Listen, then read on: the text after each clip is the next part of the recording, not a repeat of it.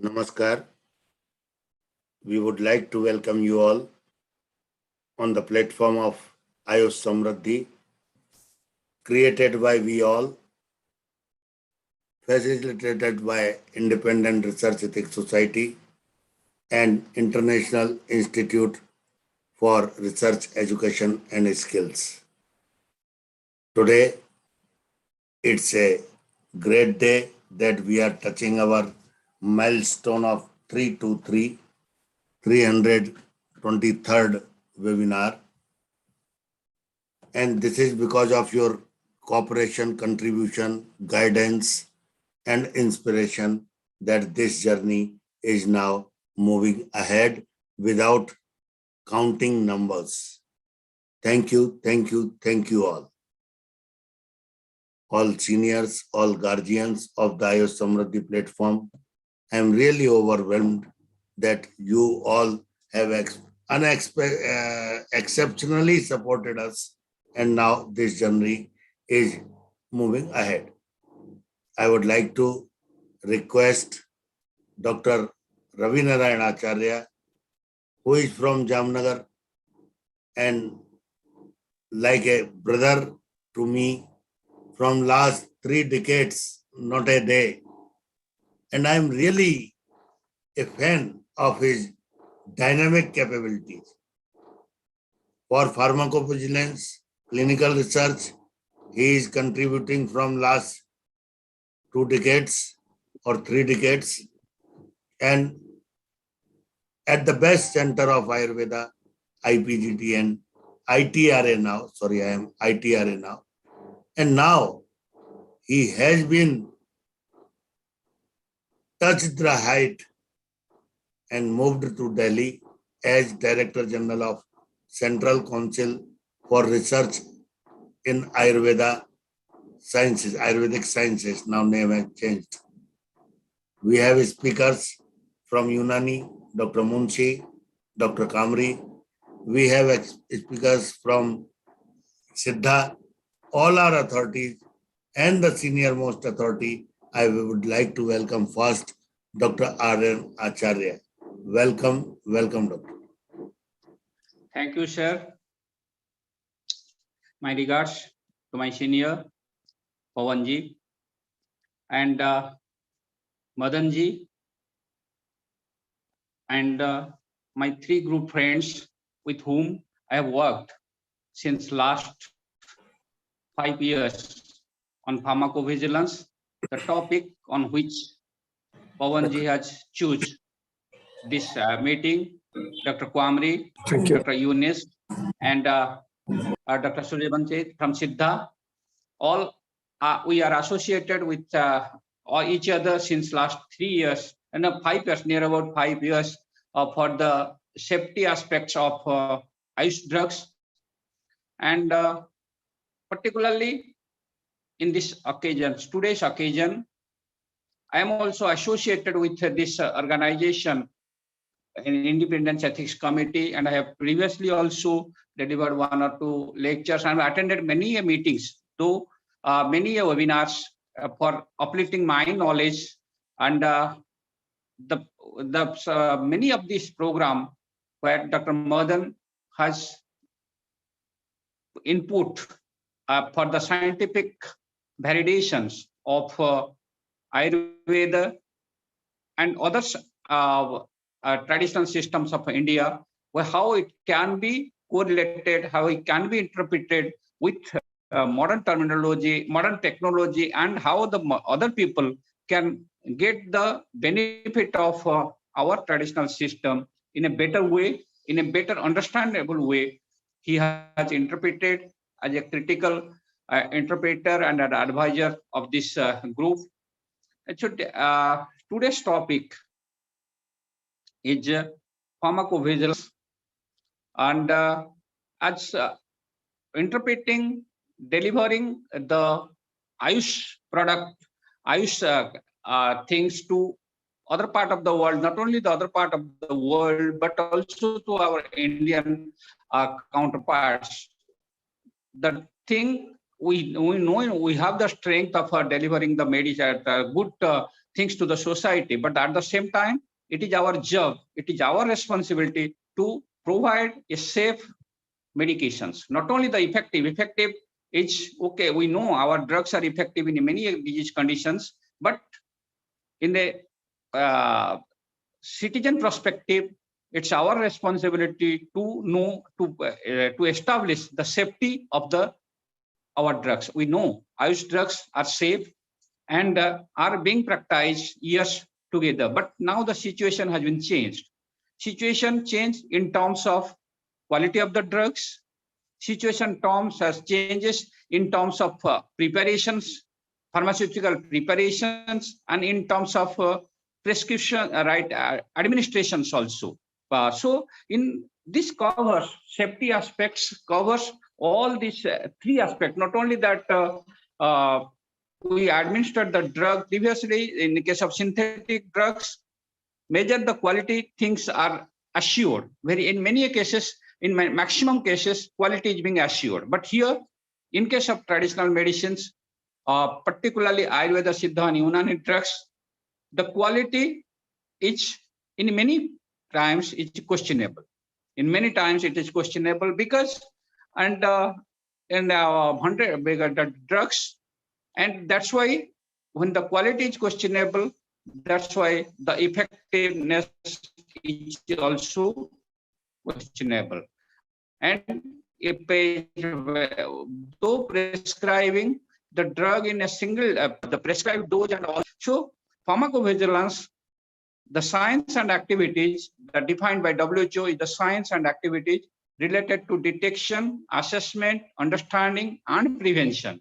The four aspects of the drug, that is detection, assessment, understanding, and prevention of the adverse effect, or another thing, the major thing is any other things related to drugs, any other thing related to the drugs. So here in our concern is that, and what our experience, I am associated with this pharmacovigilance program for the Ayurveda, Siddha, and Unani drugs since its inception 2008. As a member secretary of the program and as a national member secretary of the program, and now as a coordinator of the program since 2018, what we have observed in many cases, in maximum cases, our drugs provide an adverse effect, and we report the area when the drug is either overdosed or not prepared properly. So the two things, the drug by itself in its prescribed dose and prescribed durations with good quality, not a single report has been reported till now, adverse effect. But another thing is the new lifestyle and new additions of the new drug diet interaction. There also, though the drug is prescribed in the prescribed dose, also we got some adverse effect. So here I can give much importance on this pharmacovigilance programs regarding our role to quality assurance. The effect, in case of modern science, the adverse effects are majorly considered as in this program. But here, and the definition says, if the assessing the quality of the drug also comes under the purview of pharmacovigilance. Quality in the sense, if the drug in the prescribed dose is not effective, then that is also supposed to be reported. But this matter is not till now being conveyed, or our practitioners, the physicians, they are not conveyed this message, and they are not convinced about this aspect of our pharmacovigilance. And when we don't get any desired result in a prescribed dose, that is supposed to be reported. But that part is not. So no, we need, recently we have carried out a survey among the Gujarat, the practitioners, Gujarat, in the state of Gujarat. We carried out a good number of survey. Even the teachers, they are not, though the program has been started since last 10 years, many teachers does not know. The students also, the internees also. So recently, last month only, we published 2 articles on the survey, and that status shows that a lot things is supposed to be carried out in terms of arranging awareness programs. Again, I thank Pawanji for organizing such webinar for the awareness of pharmacovigilance for Ayurveda, Siddha, Unani drugs, and choosing the experts like Professor Younis, Professor Quamri in this aspect, so that let the people be aware, let the physicians be aware, let the practitioners, other healthcare professionals related to Ayush be aware about what they're supposed to report and what report about pharmacovigilance. People are only know there is a message among the Ayurveda ISU practitioners that only if there is some adverse effect, it is supposed to be reported.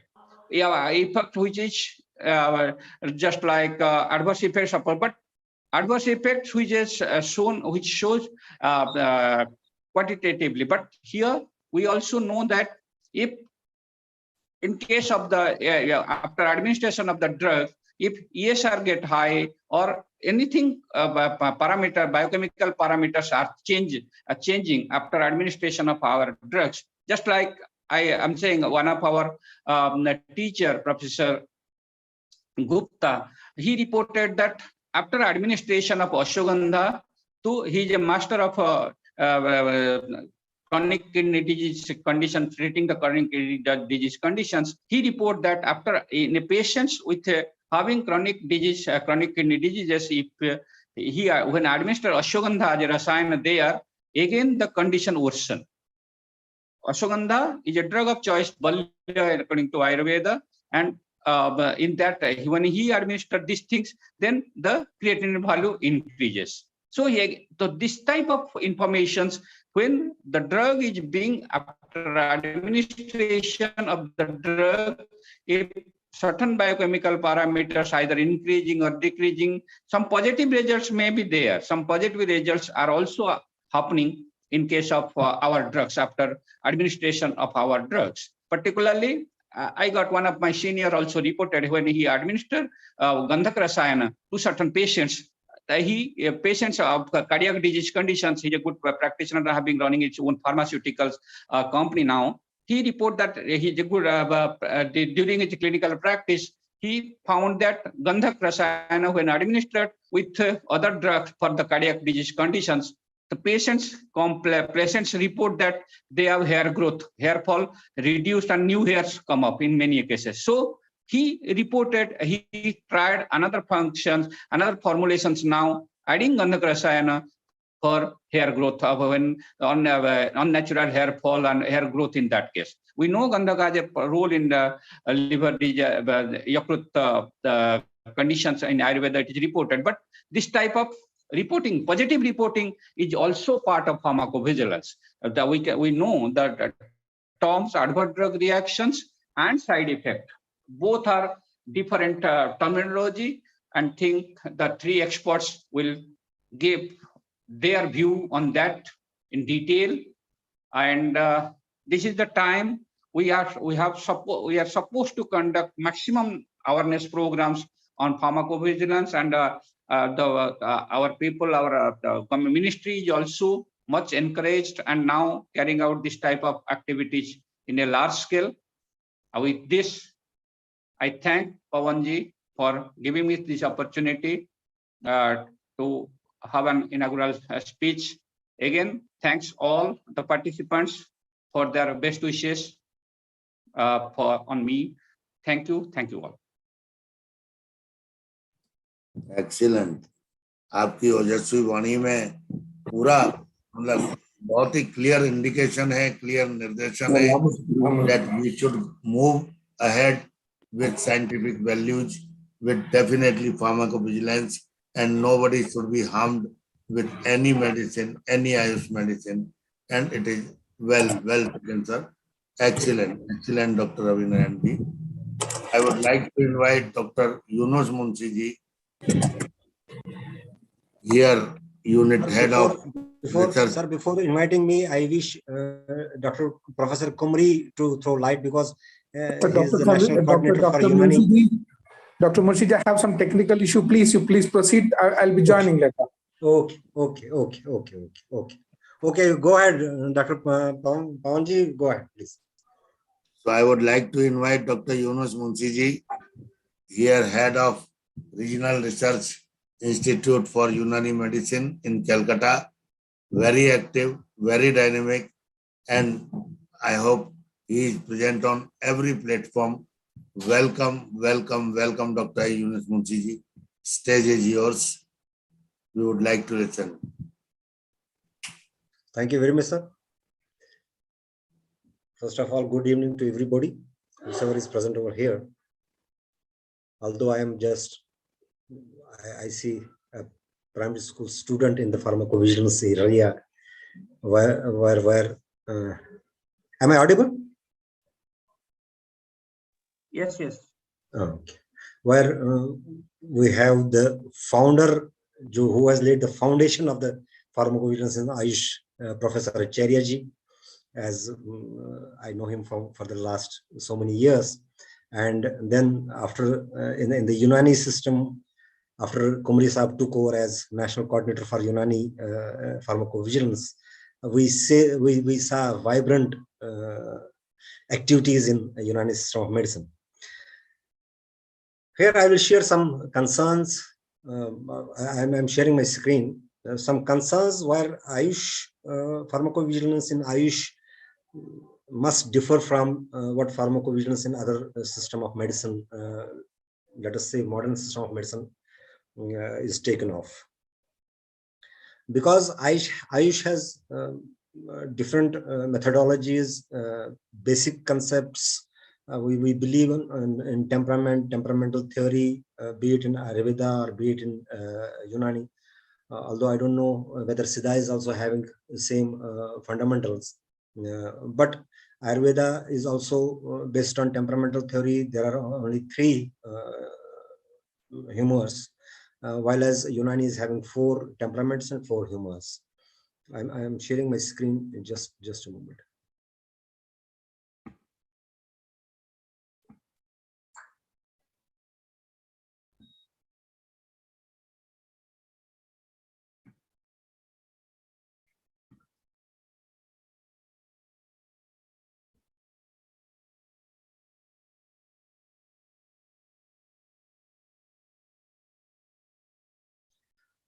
So the GCP and Ayush system, including Unani system of medicine, is a bit different. Same way, pharmacovigilance in Ayush can't be same as we see in the modern system of medicine. We all know Unani system is based on temperamental and humoral theory. Temperament of the person, temperament of the disease, temperament of the drug, whether it be compound drug or it be a single herb. And dosage of the drug, as Acharya said, that most of the adverse ADRs are from either overdose or wrong preparation of the medicine. Same is the case what I am going to deliberate this in this webinar. The dosage of the drug depends on the temperament of the herb or temperament of the compound formulation and temperament of the person, age of the person, and many other things. Dosage is always inversely proportional to the degree of the temperament. As the degree is low, the dosage can increase. As the degree of temperament is high, dosage will be reduced. As in fourth degree temperaments, let it be a hot temperament of the drug or cold temperament. If it is in 4th degree, the dosage varies from 50 milligrams to 100 milligrams. While as in the 1st degree hot or 1st degree cold, it can be in 5 grams, it can be 7 grams also. My Unani fraternity will agree with that. So previously and at present also, we have most of the ADRs from Habis Shifa. As we were last time we were in a training program in Bangalore just last Sunday, and there also it came up that most of the ADRs in Unani system are from Habis Shifa. I myself got very much anxious why it is so, and when I studied I think it is some the wrongfulness lies somewhere at the bottom. As far as the pharmacovigilance is concerned, yes, this is what I said. So let us go in detail what is wrong and who is wrong. Now, ingredients of Habis Shifa is Datura, Revanchini, Remamode, Zingiber. As previously we were in one webinar on this platform only. One doctor from Kerala rightly said that we are not using Zingiber. We are not using Zanjabil. We are using Sont, dry part of this herb. When it is dried, it becomes Shunthi. In Ayurveda, it is called Shunthi, and we call it Shont. So Zingiber as Zanjabil, that is to be used as a spice, or we can take Zingiber tea, etc. But as far as the drug is concerned, it is a Shont which is being used. Then we have Acacia arabia gum, and that is just binding material that has no effect of the medicine. So as per NFUM, the dosage is 250 mg to 500 mg per day. Now coming to the part, here you can see that we have in Habis Shifa 60% of the medicine is Datura, 40% is Revanchini, 20% is Shont or Zingiber officinalis. So temperament of the major constituents, that is Datura and your Revanchini, it is hot in 4th degree and dry in 4th degree. That is Datura. So naturally, it is dosage must be in below 100 milligrams. While as in every book I saw, even in National Pharmacy, they have given that if we take Datura separately, its dosage should be from 500 to 750 milligrams, which is totally controversial. While as in Habis Shifa, you are giving just 250 mg, 250 to 500 mg in NFUM. But when you describe the drug separately, you are saying that dosage should be around up to 750 mg. Its main adverse effect is that it produces dryness of the mouth, dryness of the that dryness of skin, dilated pupil, because atropine from this Datura that takes its toll. That is burning of eyes. There are a lot of adverse effects, and one paper has been also published by my colleague from Aligarh Muslim University, Dr. Misbah Azhar, and he has your slides are not moving, Dr. Munshi. I am not moving them. I am not moving them. Okay. I am in total control of my slides. I am total control of my slides. So if dosage is for a person with cold temperament, then it may be given up to 500 mg or whatsoever. But if a person is having the temperament, hot temperament, then you have to reduce the dosage. I have seen my colleagues giving Habis Shifa 2 tablets thrice daily, 2 tablets twice daily, while as I prefer 1 tablet just once. So this is how the things get worsened. That is why the people say that it is having some adverse reactions. It is not because of the drug itself. If we control the dosage, we see the temperament. That is why I say that good clinical practice, a practitioner should first be knowledgeable to see the temperament of the person, to evaluate the temperament of the person, and accordingly he should prescribe the dosage of the drug. So here comes the role of physician. He has to manage the dosage as per the temperament, what I told you. Then coming to Revanchini, which constitutes 40% of the drug. It is also in 2nd degree hot and 2nd degree dry. So naturally dosage is around, just a minute.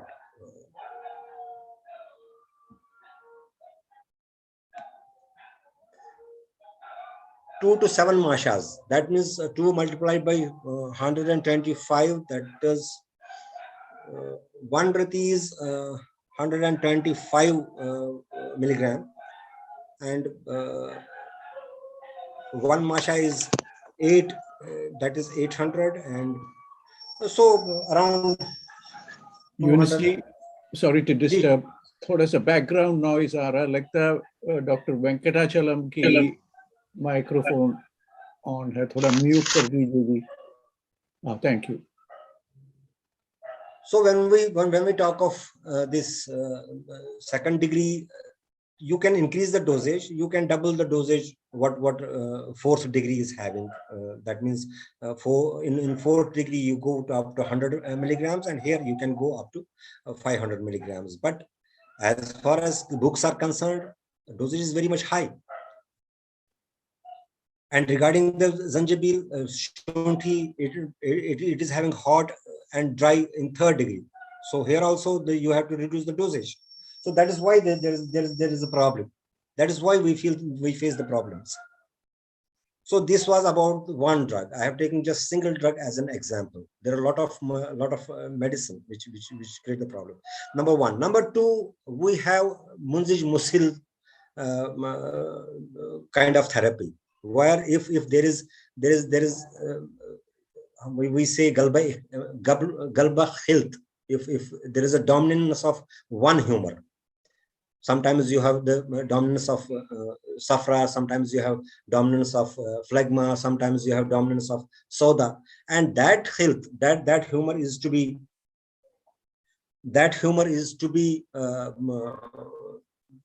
made by way of musj, that is concoction, so that it can be excreted easily. I will give just one example. Just last week, I felt that I am having myself galba of safra, that bilious, this humor has increased in my body. I don't know, because I felt that burning sensation in my stomach. I felt a lot of things just perturbed in that way.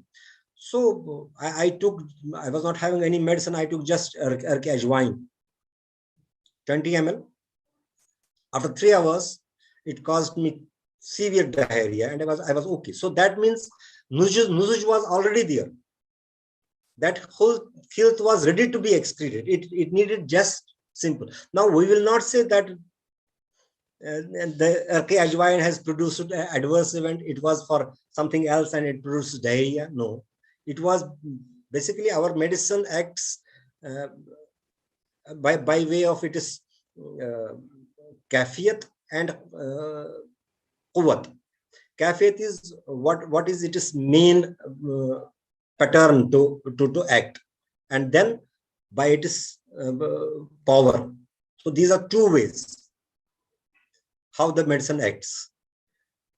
And phytoconstituents, there are a lot of phytoconstituents. We don't know even where some phytoceuticals act. We know simple.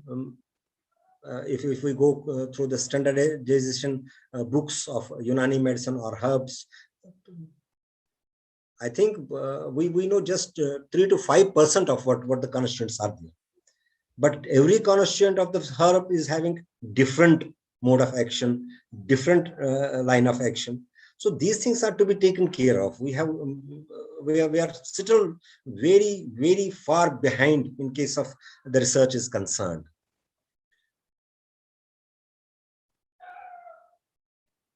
Now coming to the another point. Munshi, there are many comments in the chat box saying your slides are not moving. I think no, I told you that yes, I am controlling my slides. Thank you so much. Don't be perturbed for that. I control my slides. Munshi ji is still on the first opening slide, so thank you. So now coming to the another point, that is integration of different pathies. But before going for that, government of India is now trying to integrate allopathic system with Ayush system of medicine.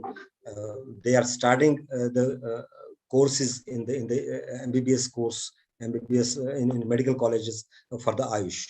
But before going that, we can't go blindly into the integration. We have major issues concerned to herb-drug interaction, as Professor Raviji told, that this is the major issue at present. And India is totally lagging behind in this research. There are a lot of studies from the Western countries, but from India, there are some papers I have found where Jadavpur University has done some work, that is diet and drug interaction. But herb and drug interaction is still missing in our research area. So we don't know what kind of action and reaction is taking place between phytostaticals biomolecule or biomolecule of a herb and the conventional drug. Here I will cite few examples. If there had been reports of severe hypokalemia, where licorice has been used along with hydrochlorothiazide, and we use on and off, we use licorice, especially if you'll see in Kashmir, थोड़ा भी जुकाम हो जाए तो Asus का ये इसका कहवा पिला लेते हैं, जिसमें असोस मेजर असोस इज बेसिकली मिलिठी की मेजर कंस्टिट्यूएंट होता है, और उसके साथ साथ कौन सी दवाई चलती रहती है, we don't take care of that. Cases of intracerebral bleeding in patients taking ginkgo biloba along with ibuprofen, they have been reported. The Tamarindus indicus, which is mainly used in India in our daily this जो भी सालन हमारा पकता है उसमें कहीं कहीं इमली का इस्तेमाल तो बहुत होता है. Twofold increase in area under concentration of ibuprofen. So naturally ibuprofen can become poisonous. Same is the case with St. John's wort. Marked reduction in serum levels of indolemil. If a person is taking HIV treatment, the serum level of the drug gets reduced and naturally drug will prove ineffective. And sometimes the bioavailability of the drug increases so much that it can become toxic. So these things are to be taken care of when you are talking of pharmacovigilance and you are talking of integration of the different systems of medicine. And another area of concern is that making capsules of non-sugar based capsules of the majuns and khamiras, which are mentioned in Unani Medicine. If we are extracting the biomolecules or phytostaticals from the herb, will it be having same temperament what the herb is having? No, not at all. Even temperament of same herb varies from place to place. If we are getting a herb from a hilly area and from another herb, same herb from plains, that will be having different temperament. Same is the case with phytoconstituents. There can't be same temperament between phytoconstituent or the extract and the herb itself. While as in majun and in khamiras and etrifals, we use total herb. But once you are going for this non-sugar based capsules because of the concerns of the diabetic patients, then you are taking the extract of the medicine. That extract will be having different temperament what the herb is having. Although those capsules, as I have myself observed, we have the capsules, extracted capsules from Dalwin Naturals. They are very much effective, highly effective. But whether they are safe or not, we don't know. We are still not knowing that because studies have not been done. So these things are to be taken care of. Since we have the authorities over here, like Raviji, like Quamri, these things can be taken forward.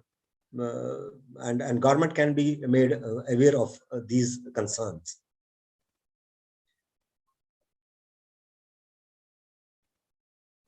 So I think this is all what I can share with the legends.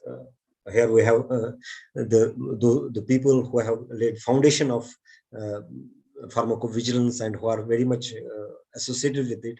They may throw more light. This was my personal perception regarding the pharmacovigilance, where we are lacking, where we can go ahead, what are the future ways to deal with the, because Ayush, as I said earlier, Ayush is totally different than the modern system of medicine. We believe in the basic fundamentals of the temperament, basic fundamentals of the humoral theory. So based on these things, we have to make the planning, we have to move forward. And one thing, what I want to suggest, that let there be a full-fledged department of pharmacovigilance. It is not just a project-linked scheme-linked thing. There must be, in every state, there should be a department of pharmacovigilance with ample budget provisions, and let every doctor be a reporting officer of the pharmacovigilance. That is all from my side. Thank you very much, Pawanji.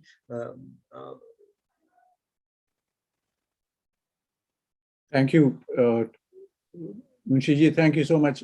I have enjoyed listening to some concepts that you have elaborated very nicely, which is, I put some of it in the chat box, grades that you talk about is very nice. The example you gave of Shunti is very interesting. The example you give of drug-drug interaction is very, very important.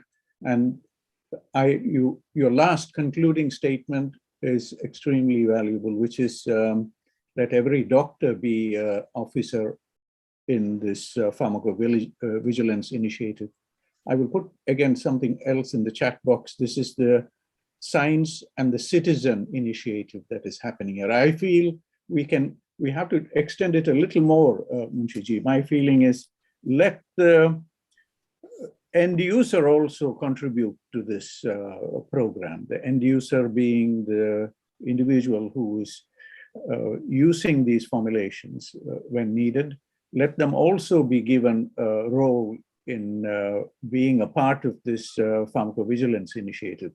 So these are my early thoughts. I put some things here. I've put a link to a very, very informative web page on Ayurveda, on Unani systems, and very nice details that are put by Alam Khan ji. Dr. Mehtab Alam. Dr. Mehtab Alam, I think he's from Jamia Hamdard. Okay, so it's very, very well written details. I hope you will, Munshiji, I also hope you will invite Alam Khan ji for future events. If you are connected, I'm sure you're connected. But it will be wonderful to have his guidance also for our initiative, and much more to come. But Pawanji, I think we will take this forward, and I will continue to add some thoughts here. Thank you again, Munshiji. You have clarified many, many things here. Thank you.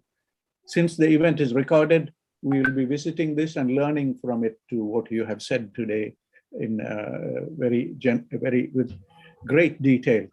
Thank you, Ji. Now I would like to request Dr. P. Sathiyarajeswaran, Assistant Director, Siddha, and in charge, Siddha Central Research Institute, Chennai. Welcome, Doctor, welcome. Thank you, sir. Sir, let me share my screen, sir. I am stopping my video and I am sharing my screen. Welcome. Vanakkam, sir. Vanakkam, sir. Thank you. Sir, just guide me. Is it being shared? It is wonderful. Yeah. It's coming Okay. through. Okay. Sir, as you said very rightly, all the systems, either it may be Siddha, or Ayurveda, or Unani, all have some common similarities and notable differences. I have also even written a paper like congruences and differences between Ayush systems, in spite of the integration which is very much awaited and needed of the other. And I take this opportunity to share my gratitude to the organizers for inviting our Director General, Professor Dr. K. Kanakavelli, and she couldn't join. She has nominated me on behalf of her. And on behalf of Central Council for Research in Siddha, I am just putting our gratitude to this organization, and let us hope for doing more dissemination of science via such meetings and webinars, which will be more helpful for the younger India to take Ayush ahead and to the globe. Sir, very importantly, I want to speak 2 or 3 very important issues over here. As our Professor Rabinarayan Acharya pointed out, from 2008, he has been carrying this from Gujarat Ayurveda University. Initially, it was the Gujarat Ayurveda University, which was identified as the center for pharmacovigilance operations from India, and after that it has been shifted from there to the other newly organized institutions of AAA recently, before, if I am right, before 3 to 4 years. But however, it was a very nice beginning, and as rightly pointed out by the earlier speaker, our DD sir, it's very important to understand that Ayush takes things in a very different way. For an example, if I am going to say that pharmacovigilance is a program of being vigil of the adverse events created by an Ayush drug or a drug, let us speak about an allopathic drug. Allopathic drugs do not have vehicles, as in Ayurveda or Siddha. Let me put an example. Much of the allopathic drugs have been consumed along with water. But Ayush drugs has separate anubanams, which we call as vehicles, which will take up the drug inside the body, and they are playing too many roles. That many of the drugs, they increases the bioavailability of the drug which is being given, and even in a minimal dosage, much absorption is there. It's the strength and it's also the weakness, because basic understanding of pharmacology says that if you take a drug which is having an higher absorption, there is a possibility of higher toxicity even. So it should be taken into account that there are many nuances and many minute things to be taken into account when speaking about adverse reactions caused by Ayush drugs. Other than one highest aspect is after reporting of these drugs, after reporting of these things, we don't have certain criteria like the Norton's scales, which we use by WHO for reporting of adverse events. So this is also a very, very important point to take into if you want to develop good scales as like existing in allopathy to report, because those scales have with them the already existing side effects caused the Naranjo scale, which I am speaking about. And the Naranjo scale speaks about the already existing evidence of the side effects, which has been documented via clinical trials, and such a database should be a very, very important point of current situation. Even though we have very minimal reports of toxicity studies conducted via phase 1, but we have very good report of the expected toxicity which is available via with that of the animal studies. Our institute has started this point of creating a database. With this, I will just enter into my presentation. And in this presentation, I'm going to highlight only 3 or 4 points of the steps which we involve in pharmacovigilance, which we call this de-challenging and re-challenging. And with that, we will discuss.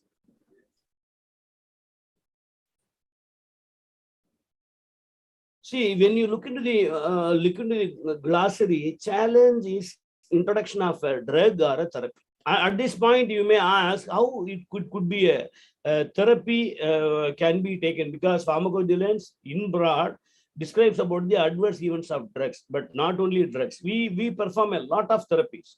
We perform Tokkanam, which we called as massage in English. We perform Varmam technique, which we called as actually it's a manipulation technique. And we perform many such therapies. We used to introduce purgation, therapeutic purgation, which is also a therapy. So challenge here means starting of either a therapy or a drug. Whenever I am giving a drug to a patient is coming back and reporting to me, of his side effect, then it should be as a physician, my first alarm could be stopping of the drug, withdrawing the drug, either in a partial way or a permanent way. So de-challenge here refers to stopping of the drug, usually because of an adverse event or at the end of the planned treatment. De-challenges may be complete, that is the drug is fully stopped, or de-challenge may be in a better way, that it's partially stopped and may fully disappear or only partially decrease. See, if it is fully disappeared, this is a positive de-challenge. And if it is partially decreased, it should be taken as a negative de-challenge. These are all very, very important glossary terms which are very much essential for the officers and consultants sitting all over India and watching this pharmacovigilance program. Re-challenge refers to restarting of the same drug. See, if somebody is coming to me, they are saying that this is a very, very important point. Sir, after taking this drug, I think I have developed this. But we are not very, very definite about what all the other drugs that they are taking for their comorbidity.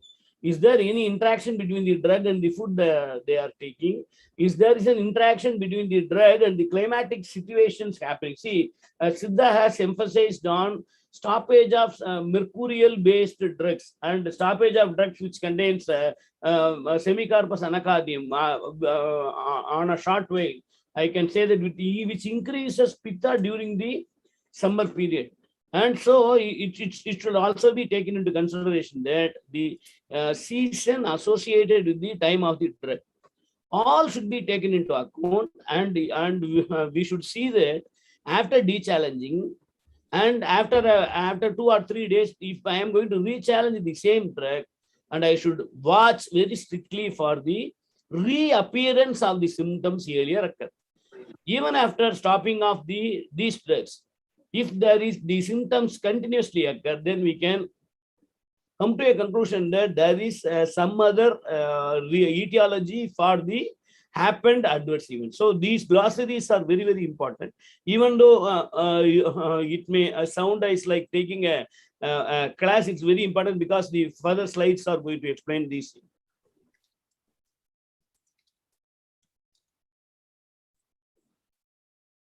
So slide moving, sir.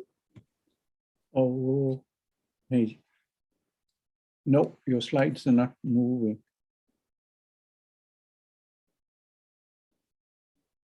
Now it is, please move again. Satyaji, please. We are back to the first slide. Sir, it has been stuck. Okay, if you go to the preview, just go escape preview and then it will come back. Sometimes we have this problem on Zoom and other platforms. It doesn't move. If you go escape. Sir, I'm putting escape, but it's not. It's not. Don't worry, it will come. It will come. I think Pawanji will help you with this too. Can I stop and once again share? Please, please. Sir, I now think it's moving. Now, yeah. It's moving. Thank you. Thank you. Thank you. Let us have some cases for discussion over here because it may give us a very big point over here. A patient started a drug X on February 11, 2016. And he had other medications such as the lovastatin derivatives and lisinopril. And labs drawn on February 11 really revealed liver enzymes, INR, creatinine and bilirubin are within normal limits. There are no alcoholic usage. 8 weeks after starting the drug X, patient presented ER with 5 days of history of jaundice, dark urine, nausea, and vomiting. Then he was admitted in ICU and subsequently diagnosed with acute liver failure. Drug X was stopped upon admission. Viral hepatitis was ruled out. 7 days after stopping the medication, all lab values returned to normal.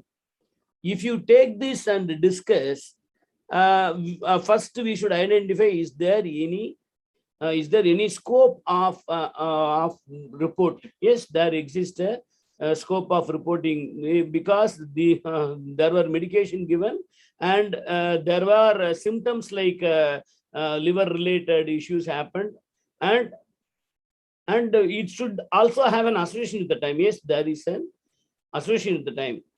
Classify this in D-challenge and re-challenge. See, you can see that 8 weeks after starting, the patient presented and he was admitted in ICU, then drug X was started. It was stopped upon. So there is a possibility of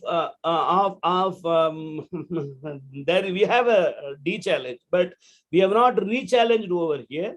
After 7 days, stopping the medication, all lab values return to the normal, even though that is viral hepatitis, all the lab values return to the normal. So this is a very, very important point over here to discuss a case. And all the things which has been given the right side, there should be a scope for reporting.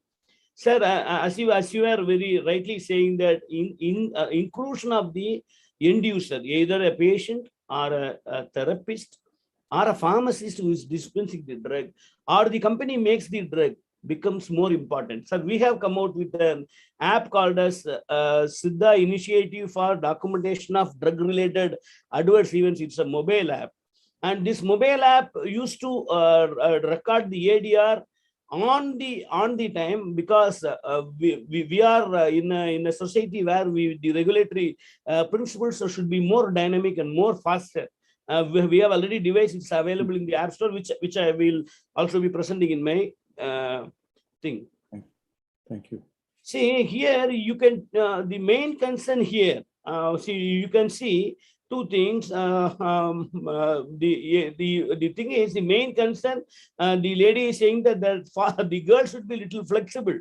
What happens here is the girl is more flexible. You can see that if a positive D challenge, if I am doing a positive D challenge, as in the earlier slide, if I am withdrawing the drug, immediately the adverse event should definitely reduce.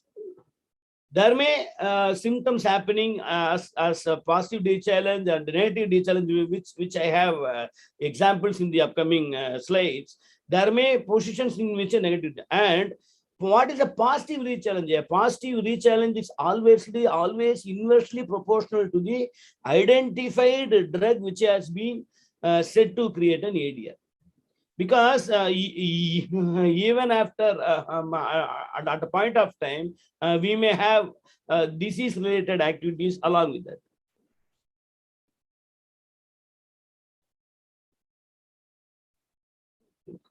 Okay.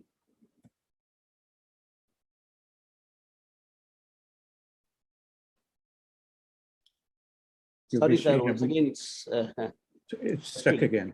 Okay, don't worry. We will do this. There is some problem on the platform. Could you do what you did before to bring back the? Yeah, I'll do it, sir.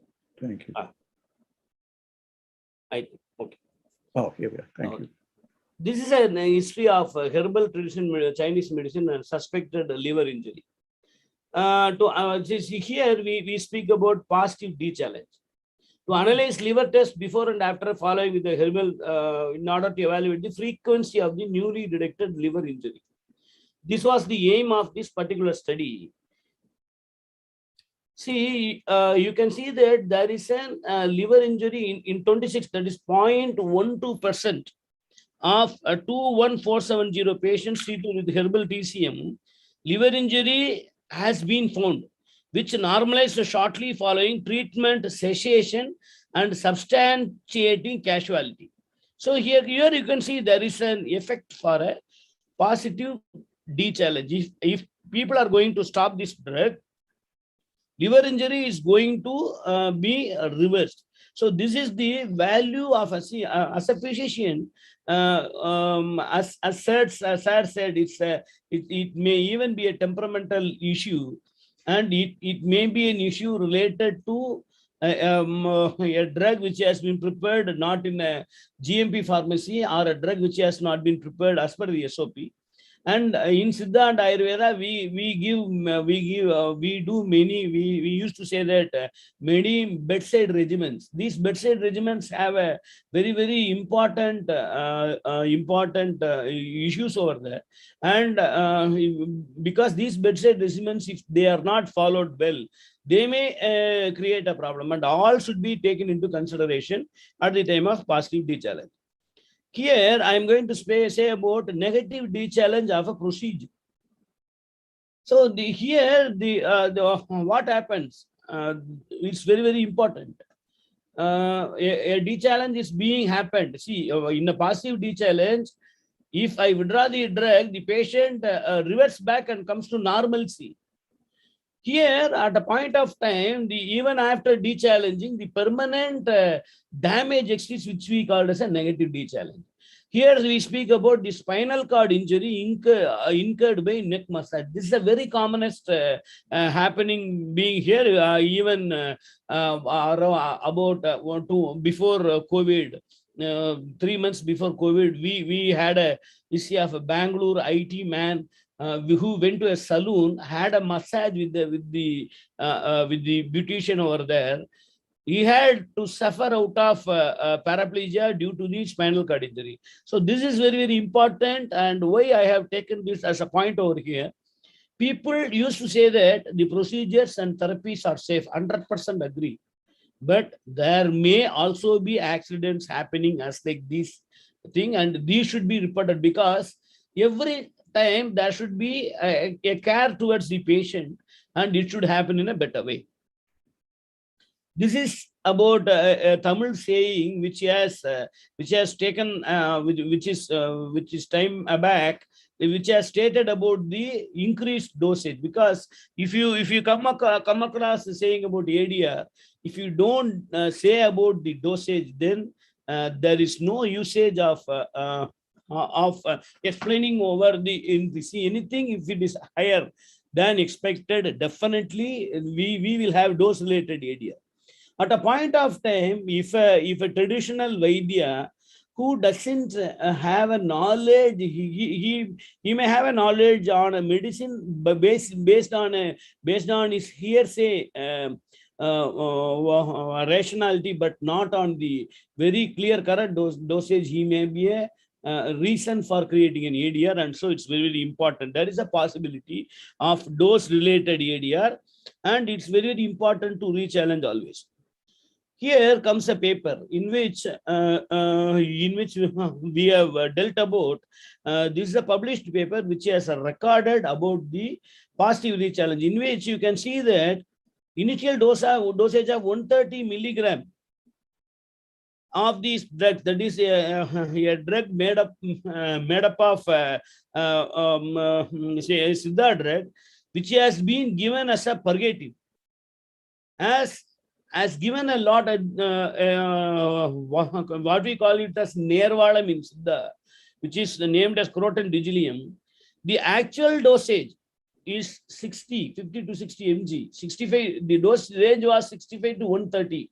And people started giving 130 milligram of the drug from the initial day itself. And it has, they have recorded that it has created a lot. It has created not a therapeutic diarrhea. It has created a devastating diarrhea, and they have reduced the dosage to 60 mg. And after that, all the people admitted were little fine, and they were enjoying the therapeutic purgation. So this is a history of a positive re-challenge. See, there is a dialogue stating that Ayush drugs are very much, are very much safe. But a drug is a drug to me, because I am from a science background, and I will definitely say that there is a reason for Newton's third law for everyone. Here you can see that allergic reaction of consumption of spices. And the fenugreek has created a side effect. I'm not saying that if 100% consume a drug, 10% of the population will get affected. There is a possibility of 0.5% getting affected. I have read another paper, application of fenugreek over the head has created a very severe breathing difficulty and the patient went for a nebulizer treatment. It is also being recorded. So let us have it in a mind, with an open mind, and as a scientist forum, as a scientific forum, we should accept that there are possibilities of creation of ADRs, as like our Western drugs also. Let us not bluntly say that no, we don't have a side effect. Yes, because if you don't have a side effect, and the scientific community will become suspicious over the effect of your drug. Let us not allow the scientific community to comment on that area. And how to go with, it's very important. There should be a proper advice, Patyam or Anubanam. As I said earlier, Patyam is a bedside regimen, what should be followed at the time of taking the drug, and what should be the vehicle. See, I can say you, by changing the vehicle, even the indications changes. As per the Siddha literature is there, I do 100% agree, it will be there with the Ayurveda literature also. So if you change the vehicle, the drug efficacy will change. For an example, I will say you. I will say you with an example. If a person is allowed to take the powder of ginger, that is dry ginger, if a person is allowed to take ginger with honey, the ginger with honey cures many diseases. If the person is going to take ginger with hot water, the potency of the ginger increases and it causes problem, it causes a gastric irritation. So it should be always very, very important to watch into the vehicle which has been prescribed in the scientific literature and follow it all the way. Follow SOP of the prescription advised by the Siddhas, which I am saying now. You should follow the literatures, stress more, and be keen in drug holidays. People have not said to give a drug for continuously for a period. See, in Tamil there is a proverb, virundum marundum moondu naattal, in which the term marundu indicates a small amount of drugs which could be given for 3 days, and after that we should go for a drug which is similar to that. See, we used to give certain drugs. For an example, as I said earlier, ginger juice is the anubanam for a particular drug called as Karpu Vishnu Chakra tablet, which we prepare with many herbs. This is prescribed for 3 days, and after that, ginger juice alone is followed for 15 days. So it's very, very important. If you go and ask your homeopathy friend, they will be giving medicines for 15 days. For initially, among them, they will place the real drug for 4 days. After 11 days will be a placebo. Likewise, it's there. So we should be very, very clear on drug holidays. Insist the patient, take this tablet for 3 days, give a break for 15 days. After 3 days, you take this tablet. That's very, very important. And too many maniac to be reduced. That is the maniac on safety is very, very, very following. And many WhatsApp messages are getting in plenty. Google doctors, WhatsApp doctors come in, are mushroomed like anything. They used to say that by taking only this lady's finger soup alone, you can get rid of diabetes. Actually, the persons who have taken these juice alone, stopping the insulin, stopping the allopathic drugs, stopping the Ayush drugs, they have been amputated for a higher blood sugar. So this is very, very important. Then we should accept that yes, there may be chances of getting ADRs. See, I am from an institute which is a peripheral pharmacovigilance center, but we have inculcated a habit of reporting very regularly. And we used to say that among the per day 250 average footfall in my hospital, I used to record at least 20 cases per month. If you take from 20 cases out of 6,000, it's not a huge number. Even then, I have a habit of reporting. So accept, report, and record. And you should expect the unexpected. That's very, very important. If you don't expect the unexpected, we'll be in a loony bin saying that we are the greatest persons of the world. And as I have been saying earlier, this is our app which has been developed by my Department of Pharmacy of Siddha Central Research Institute. It's the Siddha initiative of documentation of drug-related adverse events and adverse reactions. And now we are just changing it into scientific initiative of drug-related and documentation of adverse reaction, so that it will have all the systems included together. And I'm closing with the very famous Tirkural, Uttaman Tirpan Marundulai Selvan, Appal Nal Kutre Marundu, which says about pharmacovigilance doesn't stop with the doctor alone. Pharmacovigilance happens to be having 4 parts as that of the medical scenario, in which we have a patient, physician, medicine, and the dispensing pharmacist. And sometimes also we have a bystander along with the patient, who may be even the cause for a pharmacovigilance. And so, sir, with this, I think I am done, and I will stop here. And I'll be happy to answer 2 or 3 questions if raised by our very honorable participants. Thank you, sir. Satyaji, thank you so much. Thank you. There will be many questions. You have given us a lot of fascinating details about challenge and re-challenge and issues of kind. And also this last slide, we were all waiting for this Siddha, the adverse reaction. Please, while the next person is presenting, we will try to get the link for this Siddha website and put it on the chat box for everybody.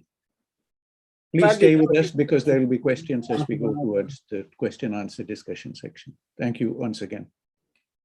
We have a very good turnout today and some very new people here with us. I'm just looking at the participants. Pawanji, our event has brought today some people we have never seen earlier in this in our meeting. So thanks to everybody for here being with us. Thank you. Please stay with us, Satya, because please. I'll be.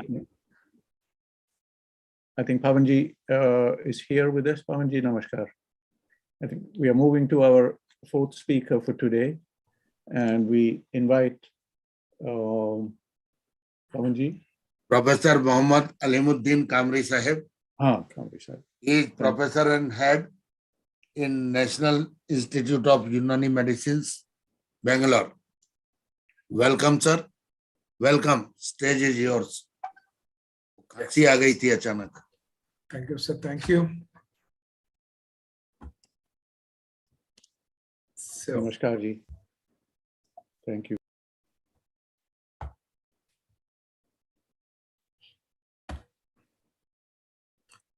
Is it, I'm audible to all of you? Yes, sir, you're audible. Your screen is, and my slide is also seems to be looking. Is it visible? Yes, everything is working, sir. Thank you. Oh, I'm very glad to have such a wonderful constellation of the intellectuals for this webinar.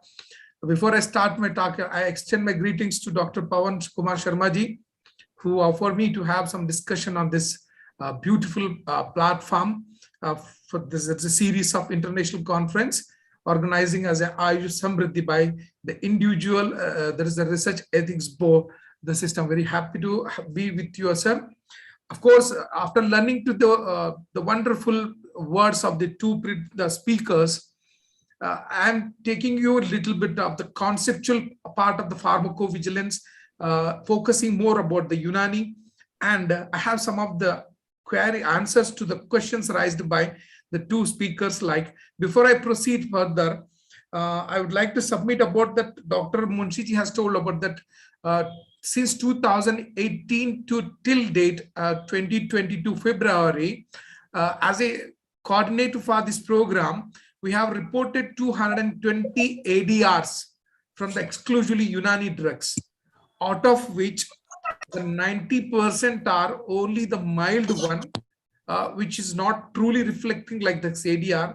Very 10% are the moderate one. Of course, out of this moderate also, whatever the categorization of this ADR we have made, again based upon the Naranjo algorithm only, and they are all they are falling under the probability of that algorithm based upon the Naranjo. Mean we cannot rule out that. Sir, just a moment.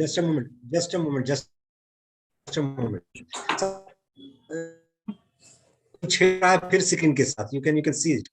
Somebody is playing with the screen. Please refrain from these things because it disturbs the speaker. Please. ये इससे पहले भी हुआ था. ये red dots डाल रहे हैं, बाकी चीजें डाल रहे हैं. Please refrain from these things. We don't know who is doing this. Okay, sir. Continue. Sir, you can continue. Can I continue, sir? Right? Please. If Okay, you wish to restart your presentation, that red line will disappear. No, not issue, sir. This is the first slide one. It's again Okay, preface only. Before that, I'm going to say what we have done so far, what the reports, ADRs we have collected for the last few years since 2018 to 2022 February. 220 ADRs exclusively been reported by the Unani Pharmacovigilance Center, out of which I said 90% are only mild based upon this Naranjo algorithm. And coming to the part, basically, it's very difficult to define whether these ADR, what we have reported, are valid ADRs, because there are 3 different components. And now, sometimes what happened, the ADRs could be from the physician side, and sometimes it could be a patient side, sometimes it could be a drug side also.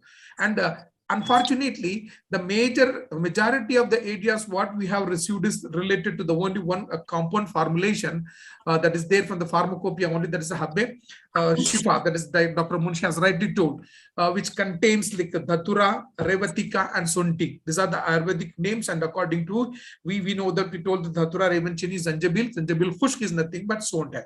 And we believe that there are some of the things which is not wired with the physician to the patient, or sometimes the patient, they themselves have not taken proper care while taking the drug. I mean, we have a very solid concept of taking Badrakhas also there, and some pre and post drug, the certain principles are also there.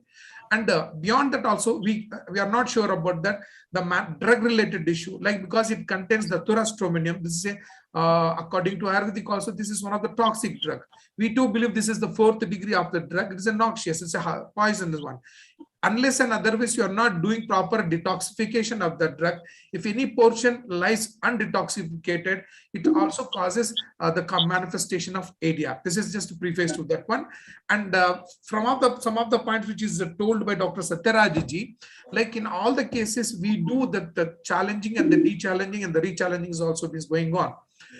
Recently, just 2 days back, because I used to have a consultation for the dermatology patients on every Thursday.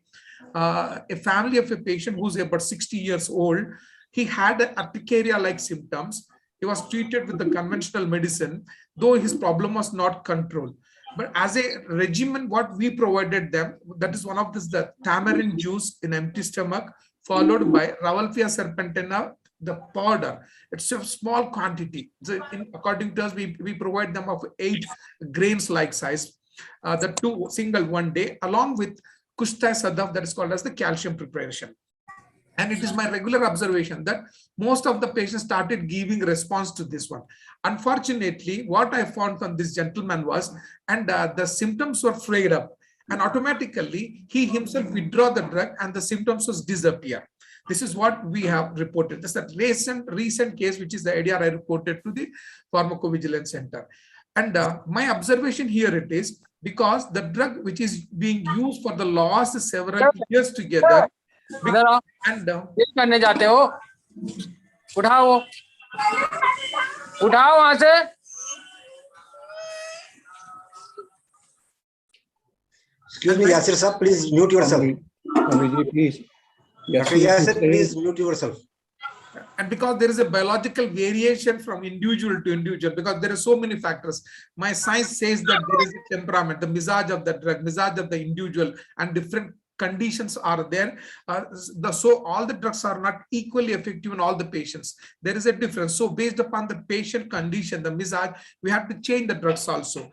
That I can agree that maybe it is my fault as a physician. I have not given the thing proper. I have not paid much attention to the patient condition. That is one exceptional case. And with these few words, I'm just going further to enlighten the conceptual part of the pharmacovigilance and the good clinical practice.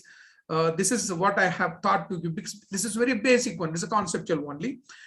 Beyond the two other speakers, what they have told, those were their observations. GCP pharmacovigilance of ASU drugs. Here, ASU stand for Ayurveda, Siddha, Unani, and homeopathy. But I'm just limiting my talk to the Unani system of medicine, what we have in others. Like the definition, pharmaco and vigilance stand for this Greek term, drug and vigilance is this watching. We are well versed with this. According to WHO, it is defined as the science activities relating to the drug-related action, that is detection, assessment, understanding, and the prevention of adverse effect of any other possibly dull drug like that. What is this standard again definition of the pharmacovigilance? This is a WHO issued standard definition nowadays we are using.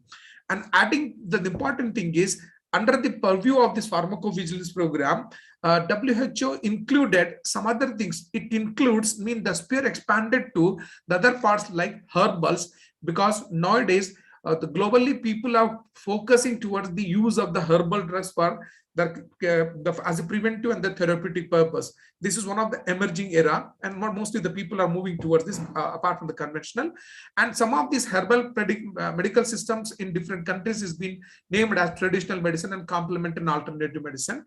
Probably this Ayush Unani is also WHO being considered as one of the traditional medicine, and like some blood products also been included into pharmacovigilance, biologicals, medical devices, vaccines, substandard medicine, irrespective of any system of medicine. Because as a practitioner, we used most of that. We are observing most of the time the herbal drug, the crude drugs, what we are getting from the market, they are of low valued one, substandard medicine. Can you expect the good from the substandard medication? Sometimes it could be a negatively affected the body. Medication is another important factor, because when I ask them to provide asgandh, and sometimes we are getting a brew, that is aconite.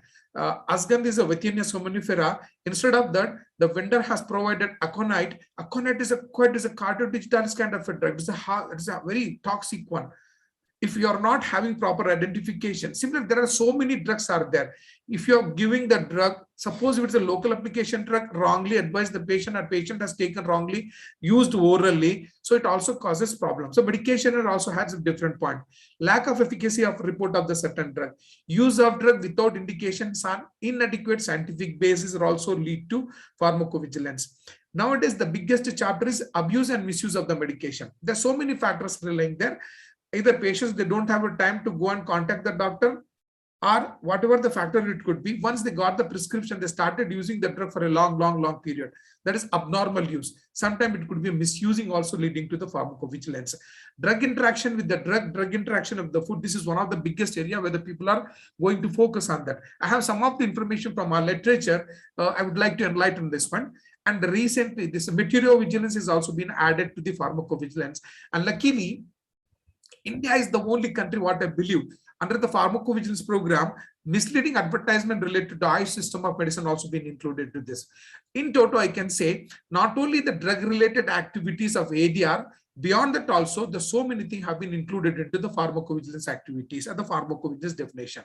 Right. If you look at this, the documentary pharmacovigilance timeline, probably we believe that 1848, there is a one condition started with the 14-year girl. She has been given chloroform as anesthetic, and like that it continued up to, and this is 1661 thalidomide disaster. Before that, there was an sulfonamide elixir tragedy, and after that there is amendment of the laws also. This finally globally the people they thought that something should be there as a regulatory issue to control all this drug related issue.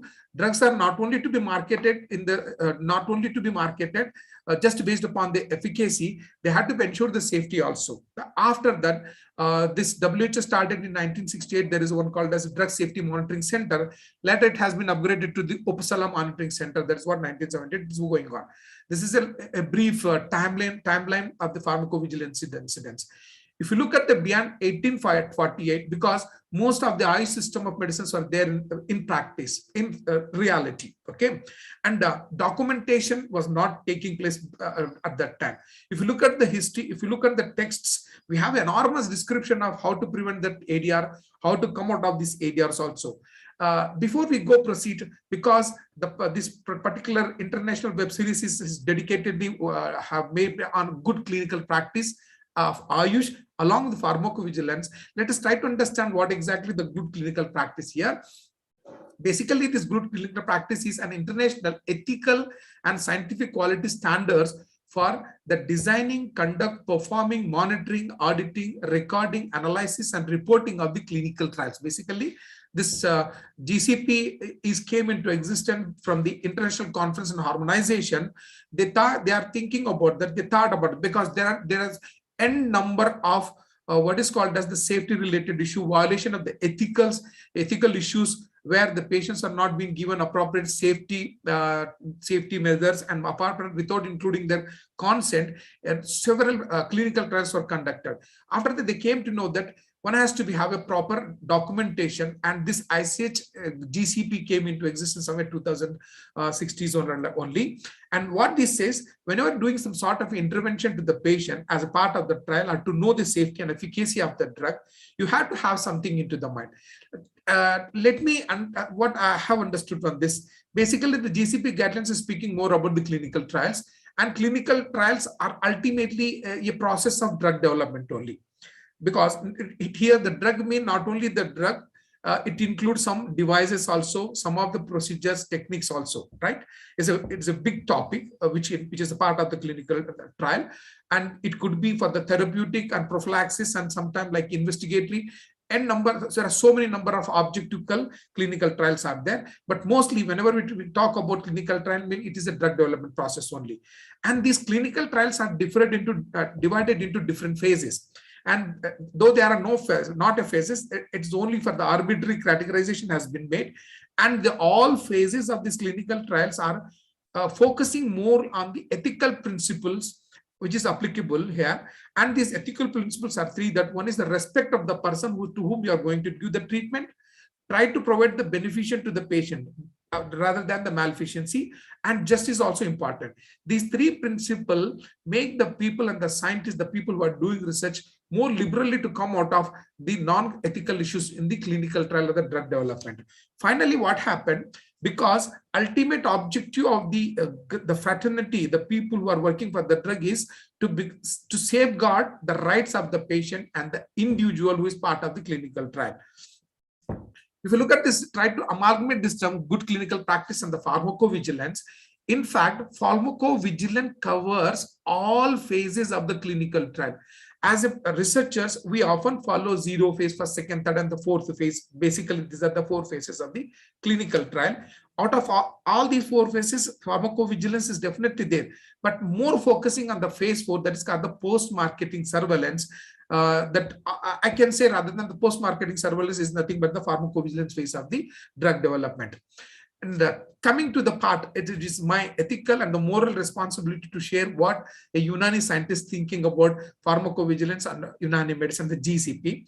From the wisdom, from the knowledge of the texts or the Unani, what we have understood, there are so many Unani physicians are there. Out of some of them, there's the very reputed Avicenna, to whom we called as the Ibn Sina, recommended testing of a drug. If you are thinking there's a new drug, try to administer on the animal and humans to find out its effect before making it generalized to the public. This is the fundamental, right? And because we believe there are certain principles of this, conceptually, that we pay more attention toward the mizaj, that is the temperament, prakriti of the drug, as well as the individual. And if you look at this drug, again, so many drugs are there, and the drugs are being categorized into 4, like Dr. Munshi sir was telling about that. We have a first degree, second degree, third degree, and the 4th degree of drugs are there based upon the quality. If you administered 4th degree quality of a drug in higher doses, obviously because of the pharmacological activity of the drug, it causes side effect. Then we need to take certain measures to control the side effects, or so-called the pharmacological adverse effect. It is mentioned in the books also. So we have some importance about the mizaj, temperament, or prakriti, and the drug usage based upon its potentiality. Higher the degree, higher will be the noxiousness. That is understood already, we come across. And by the same time, our physicians, they have propagated and told that to prevent this noxiousness, the toxicity of the drug, that called as the muzirrat in the Persian language, the muzir effect of the drug. They had to detoxify it. For each and every drug, a proper method of detoxification is and elaborately defined. How many days has to be kept in a vector and how many times, what kind of a processing to be given.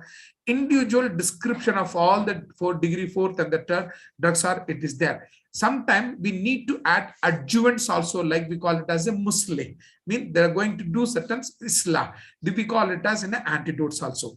Based upon this, according to the Unani physician, we have a established concept of the pharmacovigilance and the good clinical practice concepts also.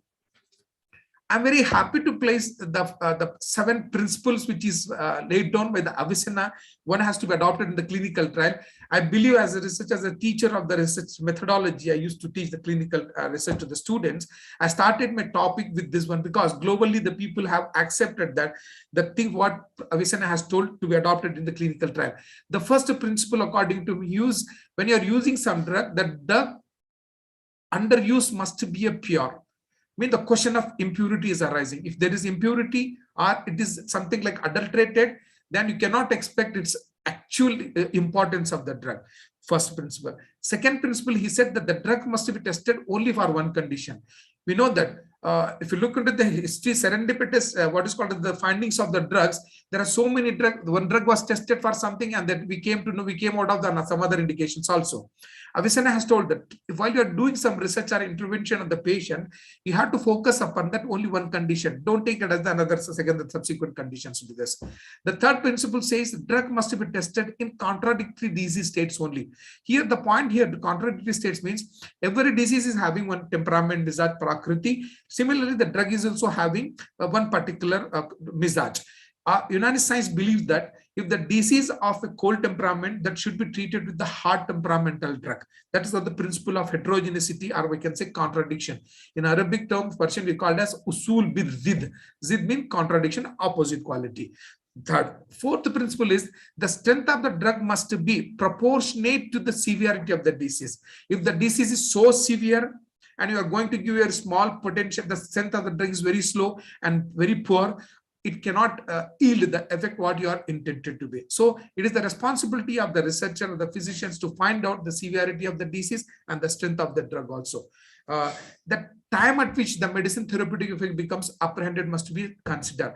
Sometimes what happened, no, as a nature, the body itself has the nature itself is trying to resolve the disease condition. At the time when you are giving medicine to the patient, how you are going to say that whether the drug worked against the disease or the by nature, the course of the disease itself, it is resolved the thing.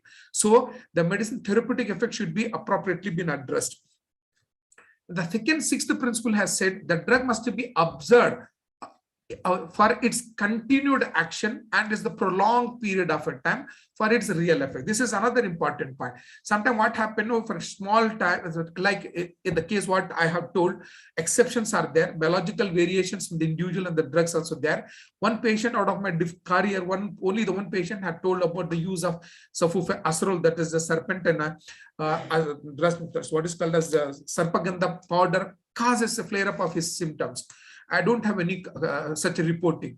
I can say I had to find out that whether it is doing continuously or it is only for the time being. Similarly, for the positive effect of the drug, also one has to go for the continued action for the prolonged period of time to be documented as the effectiveness of the drug. And the seventh and the last principle, according to this Avicenna, is in order to understand the strength and the effect of a drug, it is must be that tested in a human and judgment to be made. Basically, the drug should be tested. Sometimes should be animal as well as human beings also before making this a generalized to give the final judgment.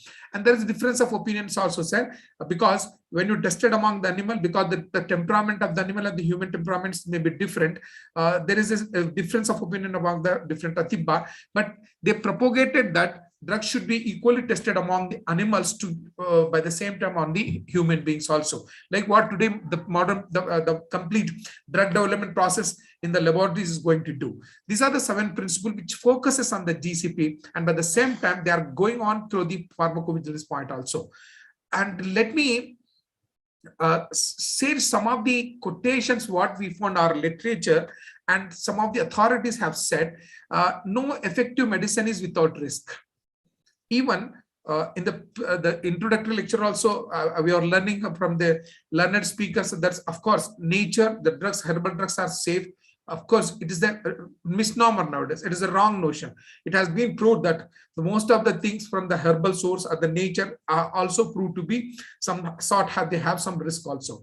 This quotation, this point has says no effective medicine is without risk, including herbs also. I tried to bring some of the point from the Unani literature, which is translated from the Persian Arabic. It is with reference to the Jalinus, the Galen, the Roman physician. He said that whenever I have insomnia, sleeplessness, I used to take the lettuce seed that is called as a kahu. Hilia, I mean the crystals of the kahu, and because kahu had its own contraindication. To prevent this contraindication, I used to add certain darchini along with this, another one. See, both the thing is telling the drug, it causes some contraindication. So to prevent the contraindication, he suggested something to be added to prevent these contraindications or so-called side effects also. Adding another thing, poison is in everything, and nothing is without poison. The dosage makes it either a poison or the remedy. According to the Paracelsus, so this is a very globally renowned definition. Every system is having drugs. All the systems, nobody can say that our drugs are safe. If you are not giving an appropriate dosage, that is only the dose, and the dosage will make a difference from what is called the effectiveness to poison also. One of the point which I had taken from the books is Al-Havi Fitti, which is of Razi. He said that Bakasarat pani pina kharab hai. If you are going on taking huge quantity of water, water itself will cause water intoxication. So, because it causes the bodily, there is a change in there is cause a physiological imbalance, equilibrium of the body. So one has to take about the dose related issue. That's शराब का कसरत इस्तेमाल फिक्र को फासिद बलीद कम और मुकद्दर कर देता है. According to Jalinos, he said that alcohol consumption causes alcoholic intoxication. Like today, how many people are saying that they are controlling the equilibrium? There are n number of crimes are also going because it causes there is a change in the cognitive. And this point I am very happy to place before all of you this. In from the literature, what I found is दवा उसी वक्त इस्तेमाल कीजिए जब जरूरत हो. There is, and whenever there is a need, only use the drug. Otherwise, because it don't find any disease in the body, so it adversely act on your health also. This is the Hippocrates, according to Hippocrates, it says, unless and otherwise there is a need, don't take the medicine drugs. Otherwise, it will causes injury to your health also. This is one of the another person he told to undergo treatment. You had to be very healthy because apart from your sickness, you had to withstand with the medicine also. These are a few quotations. And there is a wonderful concept of drug-drug interaction and drug-food interaction from Unani literature. They said that taza machli or doodh, fish and milk. If you are going to take both the thing, ek saath na khana chahiye. Don't take both the thing because it causes, that is called as a vitiated what is called as a madda, like that can leads to the onset of leprosy, and sometimes it can leads to paralysis also if they are going to be a chronic one. Similarly, there are so many. This is a very wonderful historical incident happened with our own personality. Avicenna, Ibn Sina, he had a problem. If you look at this context from the this Al-Khanun Fitti, what I came to know that he used to suffer at the end of his life stages. He's oftenly suffered with this colic pain. Intestinal colic was there, and there is a sahajmin, that is what is called the dysentery-like condition also there. But as a part of treatment, he often suggested his what is called the followers, the people along with him, to give enema because he's unable to take the drug orally to control the condition. The drug was administered through the enema. This is a procedure. What happened where his followers are unknowingly given tukhme karafs, that the quantity is 17.5 grams, and this is not the recommended dose. Ultimately, what happened? All these what is called as overdosage of the drug causes the collapse of bulicinamine. That is one of the reason for his death. This clearly indicate that drug overdosage, how that's going to interact with the body. I think दूध को तुलसी के साथ नहीं जमा करना चाहिए. It should not be, milk should not be given along with what is called as this acidic substances. Sari is a kind of a food. खाने के बाद अंगूर नहीं खाना चाहिए. And the recent modern science is saying that try to avoid this grape and grape juices along with some food because it causes, it may leads to number of complications. And harissa is a type of a food not to be given along with the nar. Tarbuz chawal साथ में नहीं खाना चाहिए. All these things are saying that what to be used, what not to be used, because their insight was saying something like there is a drug-drug interaction, drug-food interaction, food-food interactions, and so other things. So based upon these few of these findings, I say Unani system of medicine had an enormous description of the pharmacovigilance. Today, what we are talking about, drug-drug interaction, herbal interaction, and many more things are there. And I'm not wasting my time here. Terminology is what we use, the side effect generally. Even the literary people also often confuse the side effects are ADRs are side effects. ADRs are different from side effects. Side effects are non-pharmacological activity of the drug. ADRs are which is unintended, happen in a normal dosage only. And adverse drug reaction, what we are generally talking about, that serious adverse reaction that can lead to death of the individual, prolonged hospitalization, sometimes significant disability, incapacity, life-threatening conditions are. These are the term generally we use in the pharmacovigilance. I said my talk is more about the conceptual one, and because I thought most of the people may not be knowing about the pharmacovigilance program of AYUSH drugs. It is my tribute to the people who have made this pharmacovigilance program of AYUSH. So it's my pleasure to introduce these personalities. Professor K.C. Singhal Sahab was the father of the pharmacovigilance in India, and by Professor Madhav Singh Baghel, who was the former Vice Chancellor in charge for the Gujarat Ayurveda University, Jamnagar, and Professor Syed Jilur Rahman. He is the founder of this Ibn Sina Academy of the Medieval Medical Sciences. And he did a lot of a contribution in the field of Unani pharmacovigilance related issue. I'm adding something. This is the aim and aims of the pharmacovigilance. Ultimately, as a whole, the intention is to improve patient care and safety, improve public health and safety, contribute to the assessment of benefit, harm, effectiveness, and risk of medication, and promote understanding, education, and clinical training for the pharmacovigilance. These are certain aims. Objective is to make a culture of notifying this ADR and involving all the healthcare professionals. Long-term objective is to make a benchmark for global, what is called the data about the safety aspect of the AYUSH drugs. This is only 2004 when WHO has given a clear guidelines on herbal system of medicine about the safety monitoring. Then in 2007-8 in India, before that in 2005, this is Center for Safety and Rational Use of Indian System of Medicine, which is established by Ibn Sina Academy of Medieval Medical Sciences. They have established, and these people have taken an initiative for the pharmacovigilance program in India. Particularly, they focus on Ayurveda, Unani, and as a part, the Society of Pharmacovigilance in India, in collaboration with CSRUM, they conducted a national symposium. And from there is one what is called the recommendation to start exclusive national pharmacovigilance from AYUSH drugs there. This is about the history how this pharmacovigilance program, particularly for this AYUSH system, came into India. 2007-8 IPG, that is Institute for Postgraduate Teaching and Research in Ayurveda, Jamnagar. And we are happy to have Professor Rabinarayan Ji, the present Director General of CCRS, who is supposed to be the man behind this program, who started, and he was the first member secretary and the coordinator of the program. After a long of efforts, they started this program, and the recommendation was that the first pharmacovigilance cell for Ayurveda established in IPTGR in the Jamnagar, and they have come forward. Then in 2008, Government of India launched a protocol for the national pharmacovigilance. Like this, a first phase of activities started, and I said Jamnagar was National Pharmacovigilance Center. There are regional pharmacovigilance center started all over India. Niyam Bengaluru, the place where I'm working today, was the center for this Unani. There were some 25 Ayurvedic, 4 Unani and Siddha. Altogether 30 centers were started doing functioning. Present situation is, as in today, this program is reinitiated in 2007-8, and now the Jamnagar Center has been shifted to All India Institute of Ayurveda, that is Sarathivar, New Delhi.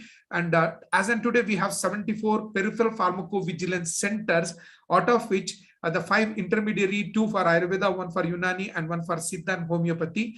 And as a caretaker of this pharmacovigilance for the Unani, we have 11 centers throughout Pan India.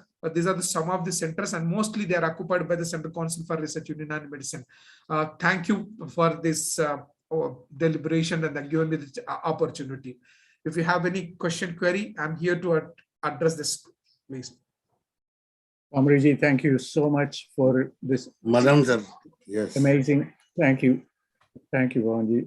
Quamri, thank you so much for this amazing presentation. You have taken us into innumerable details. And for me, the most exciting thing that has come out of all of our presentations today, number one, is the scope for intra-Ayush discussions and advancement of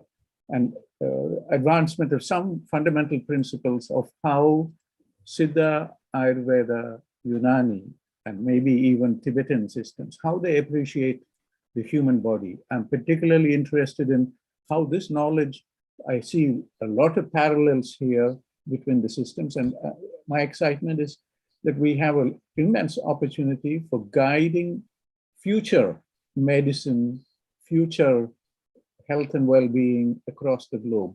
Number one. Number two, Jamnagar is now in a very privileged position to become a WHO World Center for Traditional Medicine. So I think it becomes a responsibility for all of us to see how we can guide and influence the approach that is going to be developed in Jamnagar. The other exciting thing for me, again, when we go deeper into the etymology of some of these words, while listening to all of you today, I'm excited to see the parallels between Anupan as used in Siddha, Anupan as described in Ayurveda. What is the physiology? What is the fundamental principle behind this? I don't know if Anupan-like concepts are there in Unani systems. I'm sure they are. Yes, we have. There are. So there is some fundamental, there is something that is pointing to the basic, very basic, and the very fundamental principles of how the different systems have appreciated human physiology. Now, the other point, if I go into one more small detail before I elaborate, there are the concept of maja, or the 9 tastes that is described in Unani. And deep questions, how come there are only 9 tastes? And particularly, I'm just looking at the website, particularly in the, out of the 9 tastes, you have one taste which is tufa, tasteless, which is very important. So when I look at those kind of things, I feel there is immense scope for India as a powerhouse, because we concurrently at any one time, we have so many systems in operation. We have so many practitioners there who are getting amazing results. The other point is the parallels between Nadi, understanding Nadi in Siddha, Unani, Ayurveda. What are the parallels there? You know, these are very specialized areas. We have discussed this in our platform. We have discussed with Anirudh Joshi ji, who's in Pune developing some new systems. Can we engage with Acharya ji, who's here with us, and see how we can enthuse the people in Delhi to look at this with some more detail, how these can become the mandates, some of the research mandates for the new Center for Excellence in Traditional Medicine, WHO Center of Excellence in Traditional Medicine, that will come up in Jamnagar. So these are all the thoughts running through my mind. I wish to get our suggestions, contributions from all of us who are gathered here. We have had a very good following today. The numbers are kind of dropping now, but we've had extremely good. I was looking at the numbers, about 40 or 40 plus people here. So I open this platform for questions. First question I have is for our Siddha colleagues. We can have much more contribution from Siddha teams in our platform, which we will do. Thanks to Munshi ji for bringing so many people over the past many presentations on from the Unani world. Now, for our Siddha team, the question is, you have developed a wonderful app, Siddha.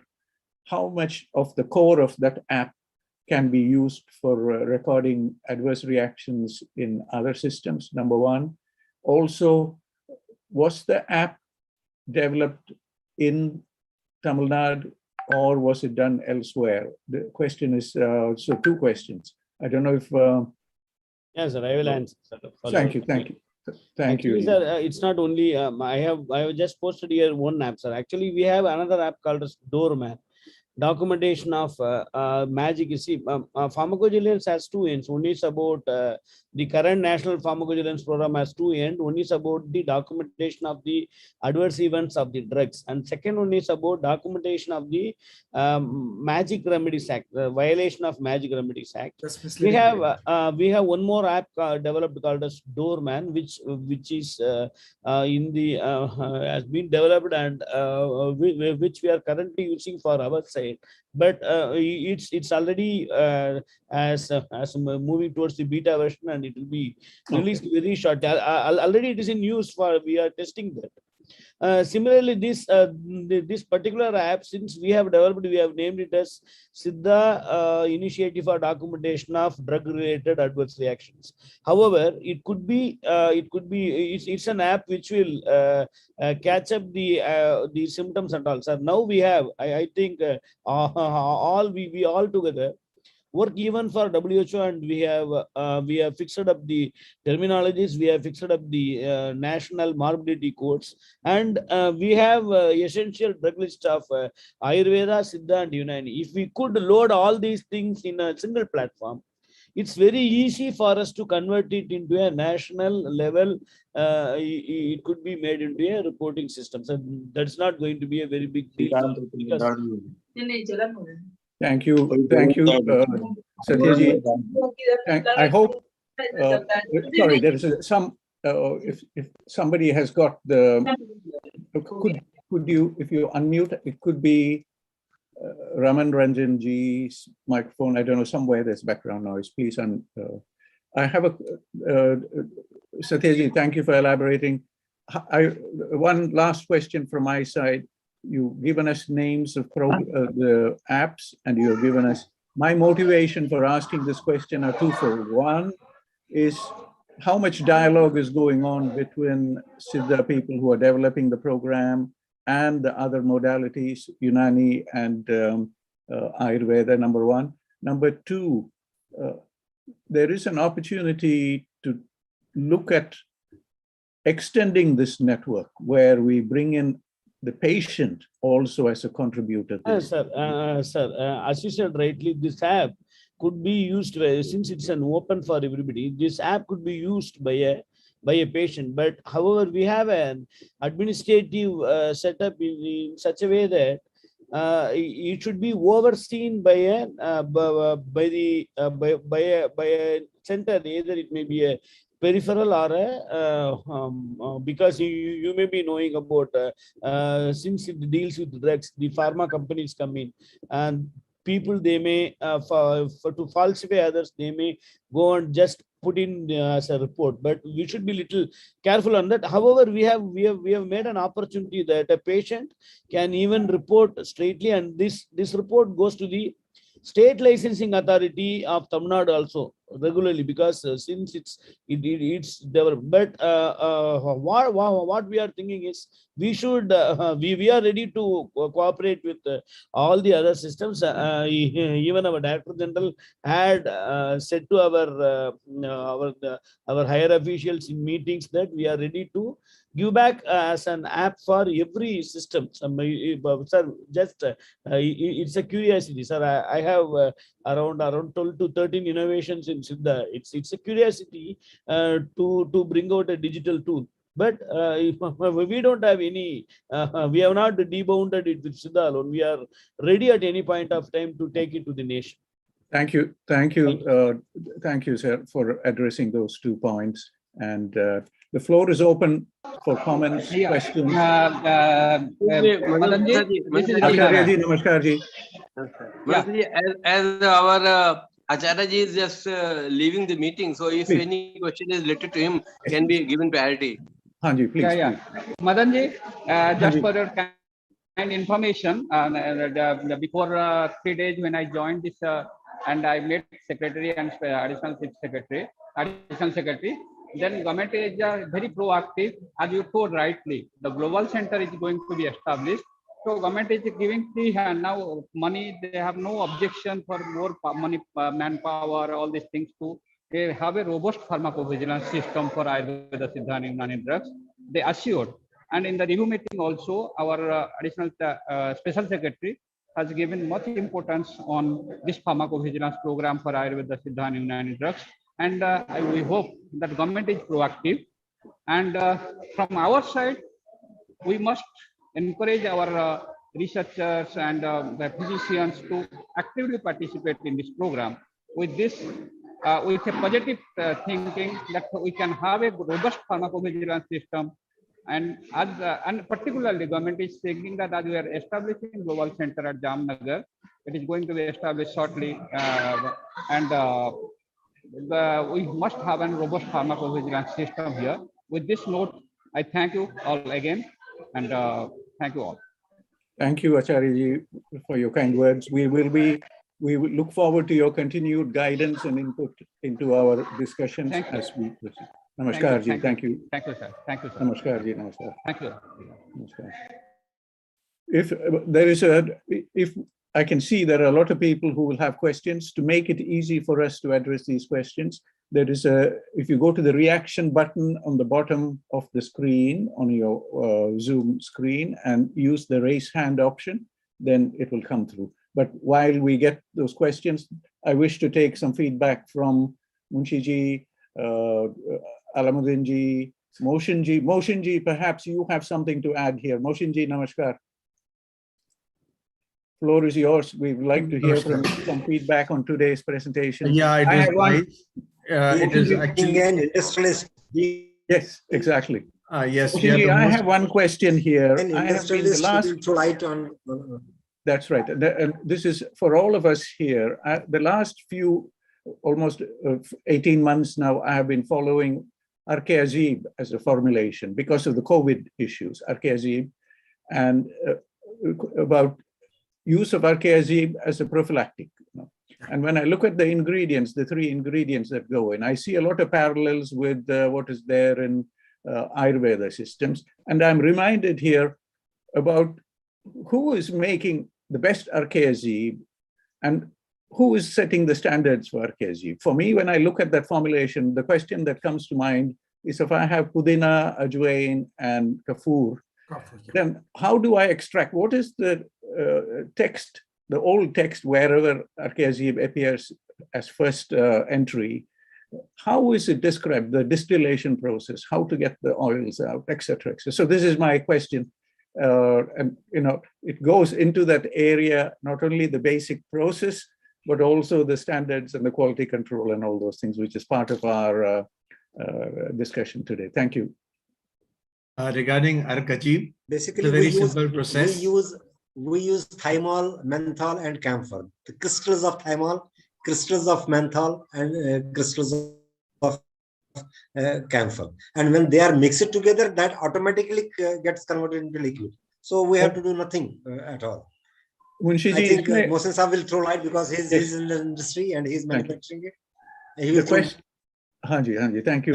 Yeah, that's the right process. That when you mix all the 3 together, it converts into a liquid. So there's no other process involved in this.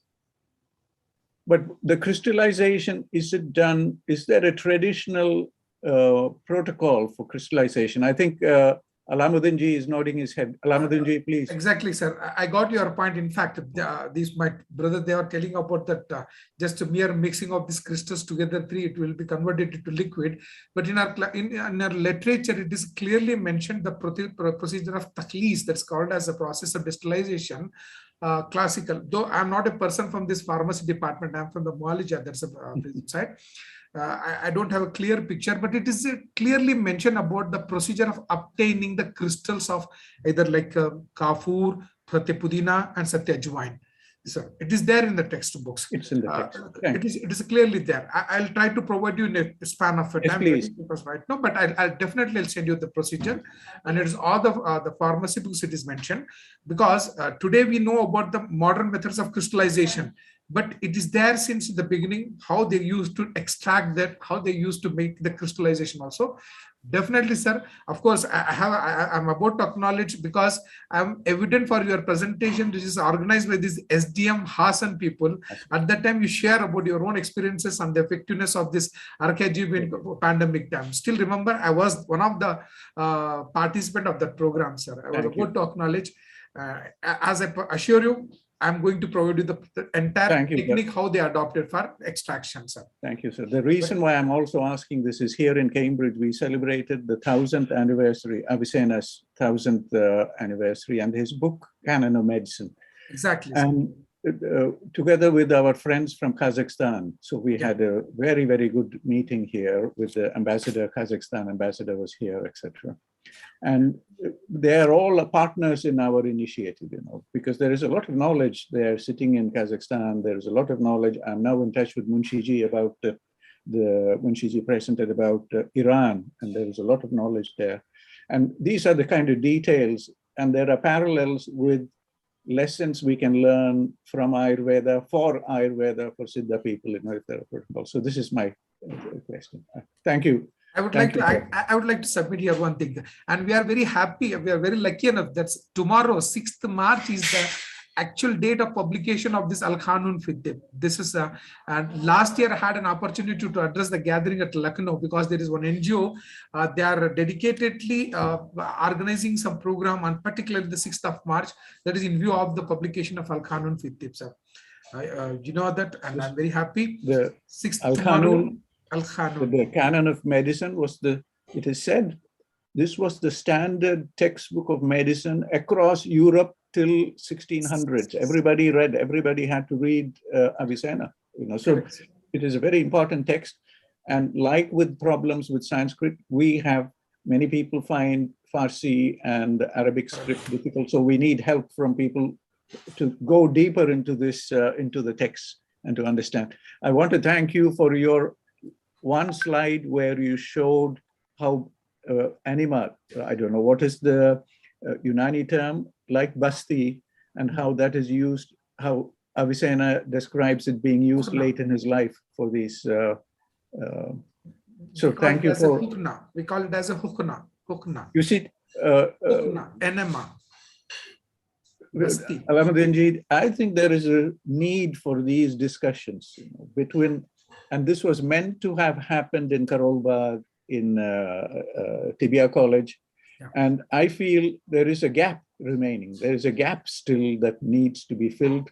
And that gap, I hope with these discussions, we will find the energy now to start this discussion between Unani, Ayurveda, and modern medicine. And along with our colleagues from Siddha, it will become a very powerful future for global health, which is a dream for India right now, that we want to become leaders in this space of global health. And many messages are there. So thank you. I think we want to still hear from Moshinji. Moshinji, namaskar. Your feedback on our event today would be deeply appreciated. Thank you, Madanji. This is the area where I think it is related to mostly to the industry, the pharmacovigilance part, because it is basically the post-marketing feedback that and usually this is what I think is lacking from the consumers or the physicians. Either they are not aware of the pharmacovigilance centers around India, or they're not aware of this whole pharmacovigilance thing. So mostly, I think the overdose or the adverse side effects are not reported at all. What feedback we get from the prescribers of our medicines is either it is working or not working. You know, that they say that yes, your product is good, or they say no, it is, you know, you need to improve it. Adverse drugs reaction is never reported to us. So this is the area where I think the government has to do more to publicize what PV is about, and where are the centers and how to report the side effects. Either they have a feedback form, or I think the better option, my opinion is that all these associations, or where the Bharatiya Chikitsa Parishads, where they are registered, they should be told to inform all the physicians that there is a center near you. If you have anything, if you see any adverse drug reaction, please report it to there. So I think that is where I think we are lacking of this. I still remember Dr. Munshi, a few years back, he went to Jaipur. That is the first time I heard about this pharmacovigilance, I think about 7-8 years back. So I think still there is more need to make the prescribers more aware of this. Munshi ji एक सवाल हमारे I'll suggest one thing. I will suggest one thing since Quamri Sahab is also here. Why not involve industry people so that they can gather the this adverse reactions from their retailers, because retailers are more close to the people as compared to physicians. Sometimes retailers only sell the drugs, while as they don't visit the physicians. They straightway go to the Unani medical shop, take the medicine, and once that reports to the medical shop owner that this has caused this thing, and that medical shop owner should report to the industry. And I think every industry should establish one pharmacovigilance cell which will cater these things. I think Quamri Sahab can take this forward. This is my suggestion, humble suggestion. Definitely, sir. I think I'm very glad to introduce the person with us, Dr. Galib ji, who is the national coordinator for this pharmacovigilance program. He's here with us in this group since the beginning of the program. I request Dr. Galib ji, please. Galib ji, namaskar. Namaskar, sir. Sorry, Galib Sahab, I missed you. Otherwise, I was really waiting for you. Not at all, sir. So actually, I was keenly following this discussion since it started at 6 o'clock. Yeah. But I mean, certain other confidential issues where even I cannot open the mobile and I cannot take a part of so this one. But out of curiosity, I'm hearing these things, and I took a special permission from the authority over here to so when I heard so my name was mentioning by Quamri just now, I came out of the issue and I'm putting forward my views upon these things. The thing is, the outset, thank you so much, Madanji, for calling me, and Pawanji. Of course, daily Pawanji, so he used to top the events and operations on various topics. And this was so when I saw this deliberation, this topic early in the morning, I shared so this in my group for pharmacovigilance, and I asked so all the people to be a part of this event. And I'm pretty much privileged to say that 2008 and 2018, so a decade journey, if at all we're looking to suppose Raviji, I don't know whether he is there or not, but 2008, so there were very few people who can at least understand, at least can support us. So in the field of pharmacovigilance, there were certain difficulties. So to take forward this specific movement, but when I see to 2018, after a decade after, we have lots of people from Ayush systems who can speak in a commanding way about the pharmacovigilance concept. Let it be Munshi ji is there, let it be Quamri ji is there, Satya is there.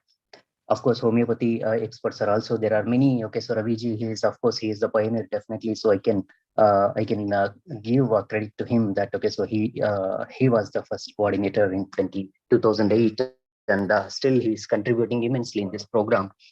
Of course, there are many people who came into light. This itself infers so how seriously, how significantly this program created awareness regarding the pharmacovigilance program. Of course, we are speaking about ADRs or suspected ADRs, but I feel so they are not actually the ADRs. So they are the individual case safety reports.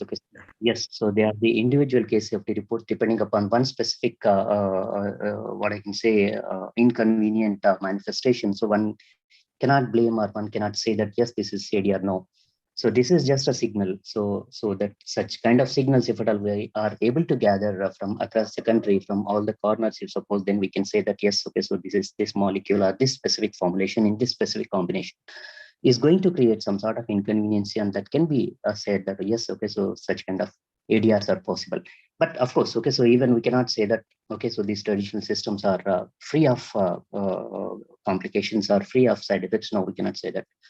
When Newton's third law, someone was referring, okay, so when there is an action, so definitely there will be a reaction. So when we're anticipating some sort of good reactions, good therapeutic efficacies, definitely, okay, so there will be some sort of inconveniences. Of course, okay, so as Kumriji was mentioning, so many of the reports, okay, so even as on date, I can say, so Kumriji was mentioning about 200 plus individual case safety reports, but we have about 900 plus individual case safety reports that have been gathered at our center, and fortunately, okay, so they're mild in nature, and none of the reports were severe in case. But the thing is, okay, so still, okay, so we need to definitely generate much more awareness among, as just now Mohsinji was mentioning. Okay, so still, okay, so there is a big way to cover up. Okay, so there are many areas, there are many stakeholders we need to address, and we need to develop awareness among, okay, so various okay, so people. I was fascinated to hear the presentations of Munshiji and Satyaji. I'm happy that okay, so about 20 ADRs or 20 individual case safety reports in a month, as Satyaji was mentioning. So it is huge. Definitely.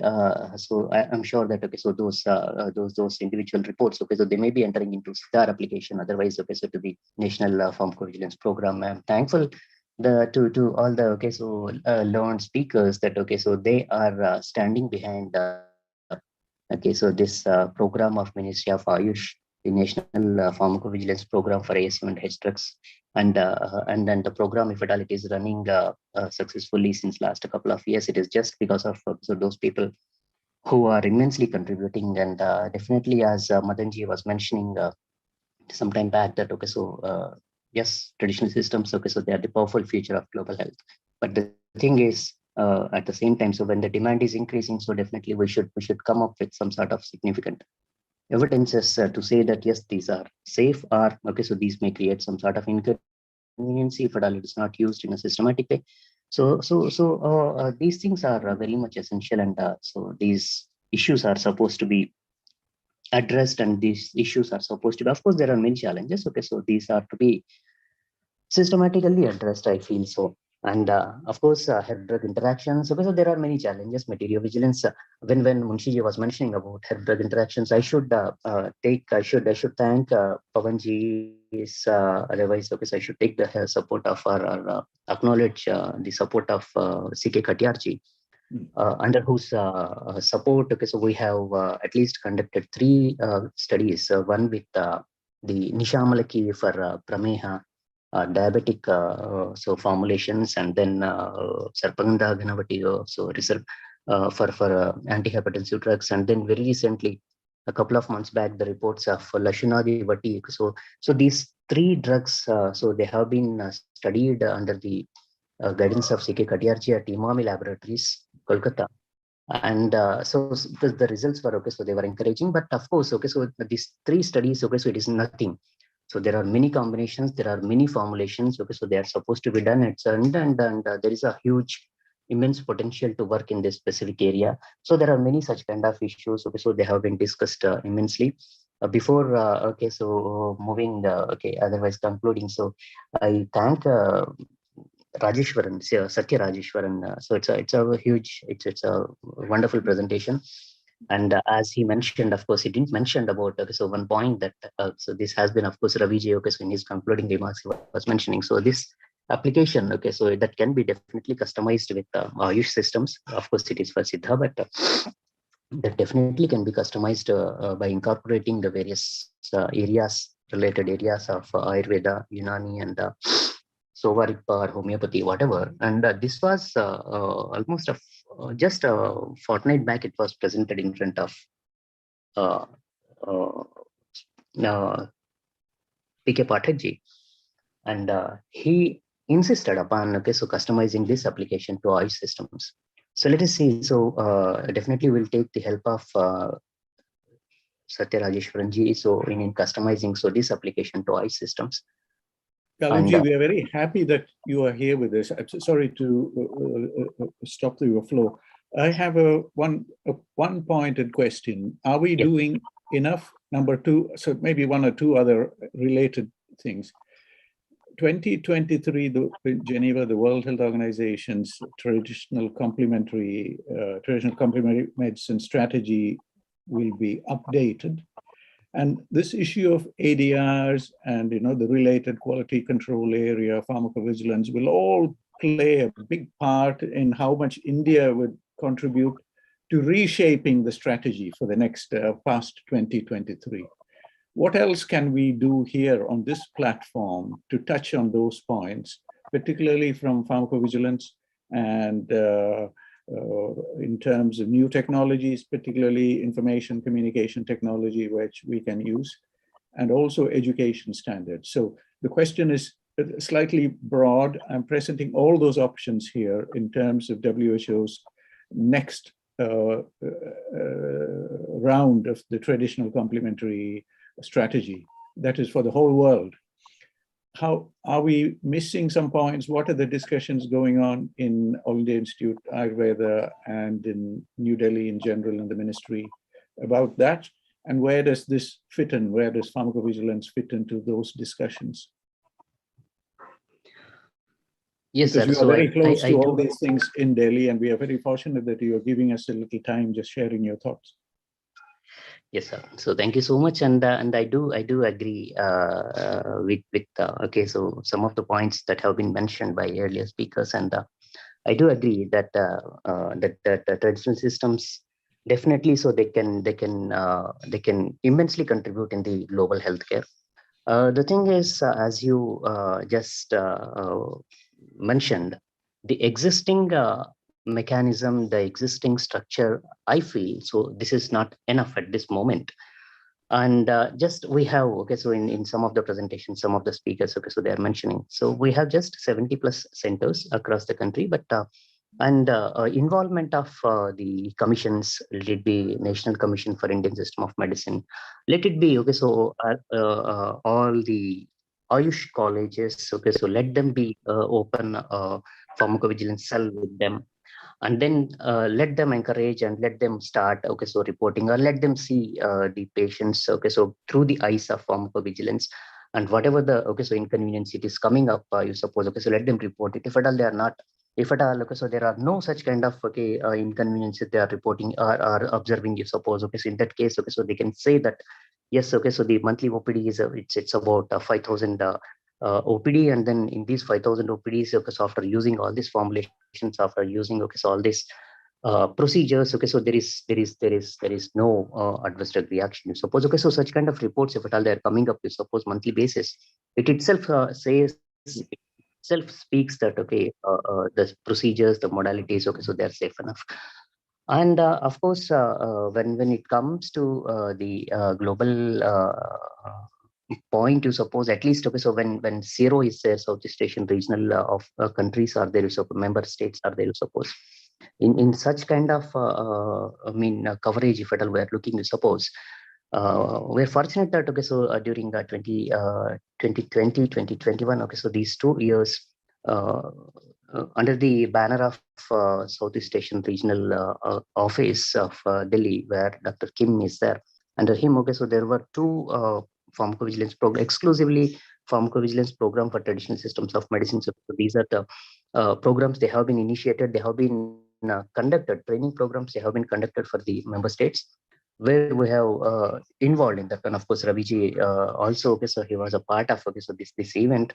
And the second event, okay, so it was in association with Indian Pharmacopoeia Commission. So we have tried to do that. Okay, so we know that, okay, so there are many challenges. We know that, okay, so there is a huge okay, so path to cover.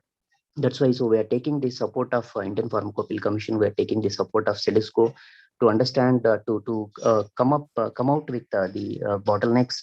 We agree, okay, so that assessment criteria are, okay, so they are not I mean, so the Naranjo scale, otherwise whatever the scale, okay, so which is being followed, or which are very easily acceptable. Okay, so in the conventional systems, they are not easily acceptable. Okay, so in traditional systems of medicines, we need to have our own scales. Okay, so how to develop. Okay, so these scales. Okay, so these areas that are being discussed with Indian Pharmacopoeia Commission and CEDESCO and other WHO. Okay, so country office professionals. Okay, so who are exclusively taking care of pharmacovigilance for conventional sciences systems. Okay, so we are exchanging discussions with them to come up with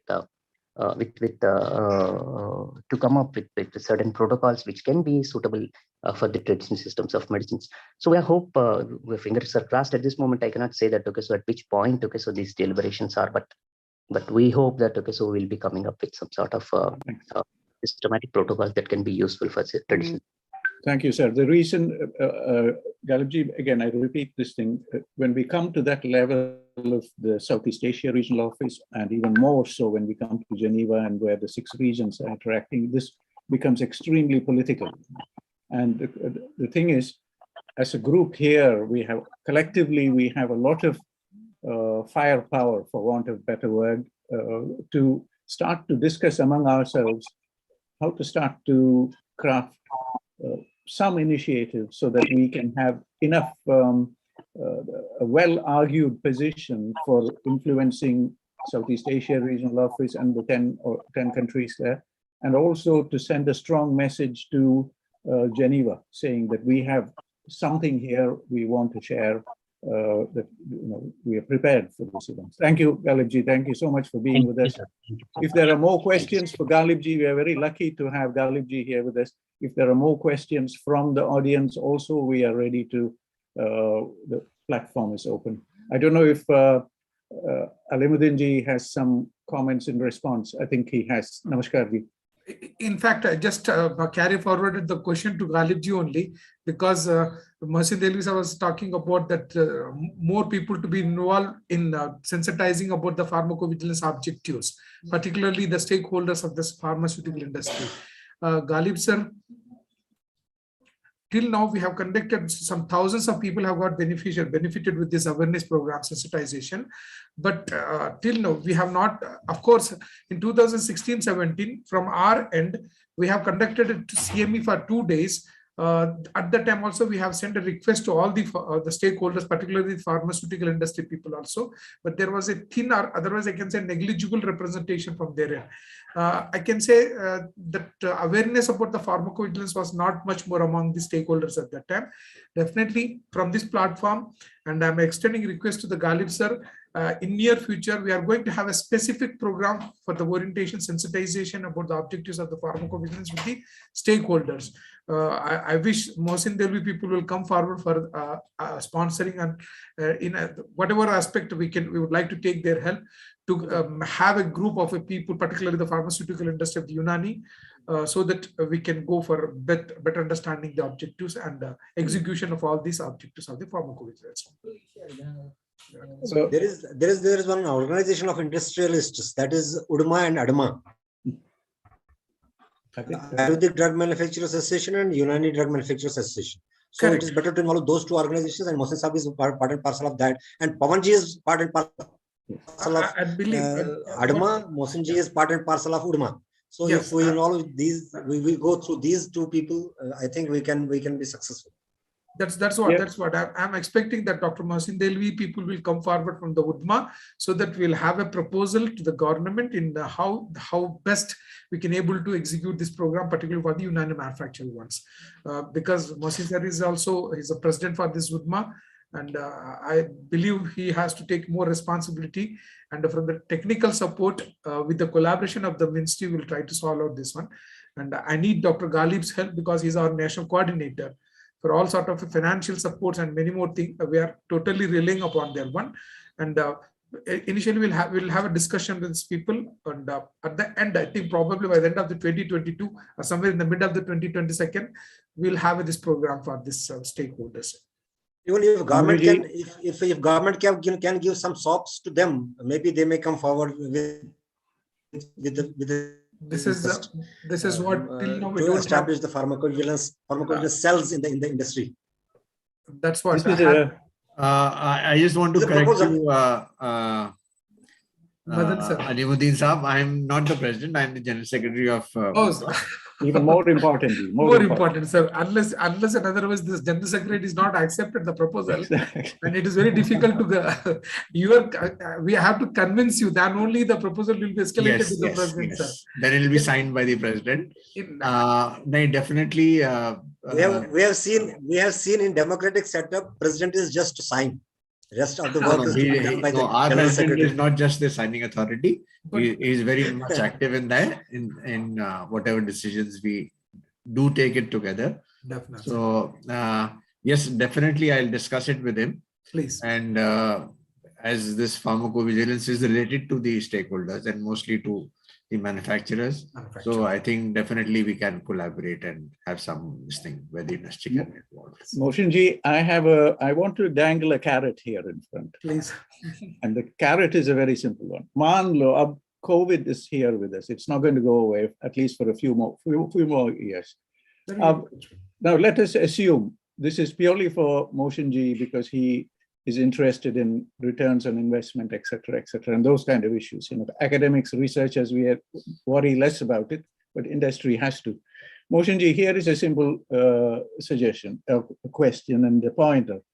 This, let us assume Arkezib, I come back to Arkezib, really has a prophylactic effect, that it boosts the immune system, Yadikshamatu as we call in Ayurveda, and that market, let us say, is worth $2 billion. Manlo. Let us just assume, because it's a very easy, harmless and a formulation, traditional formulation, safe use, etc. And what can we do to convince India and the people who are, the cabinet office, etc., to say, please listen to us. This is an opportunity here.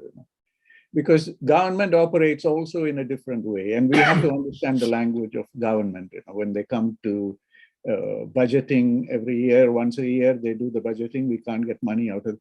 What is it that we have to do? In a simple example, Arkezib, ingredients are similar to what is used in Ayurveda and Siddha. So everybody is agreeing on this, and we are saying that there is a huge market. Just give an approximate figure, $1 billion for the first year and extending. अब हमारी तरफ से कमियां कहाँ हैं इसकी थोड़ा आगे ले जाने के लिए? How are you thinking? Is industry thinking in that way? Is it thinking at that scale? That we have an opportunity. We have 60 countries that we can immediately start to supply thousands of liters of Arkezib with a standard protocol, with adverse ADRs reported correctly, and take a responsibility saying, we have known this formulation for thousands of years or hundreds of years.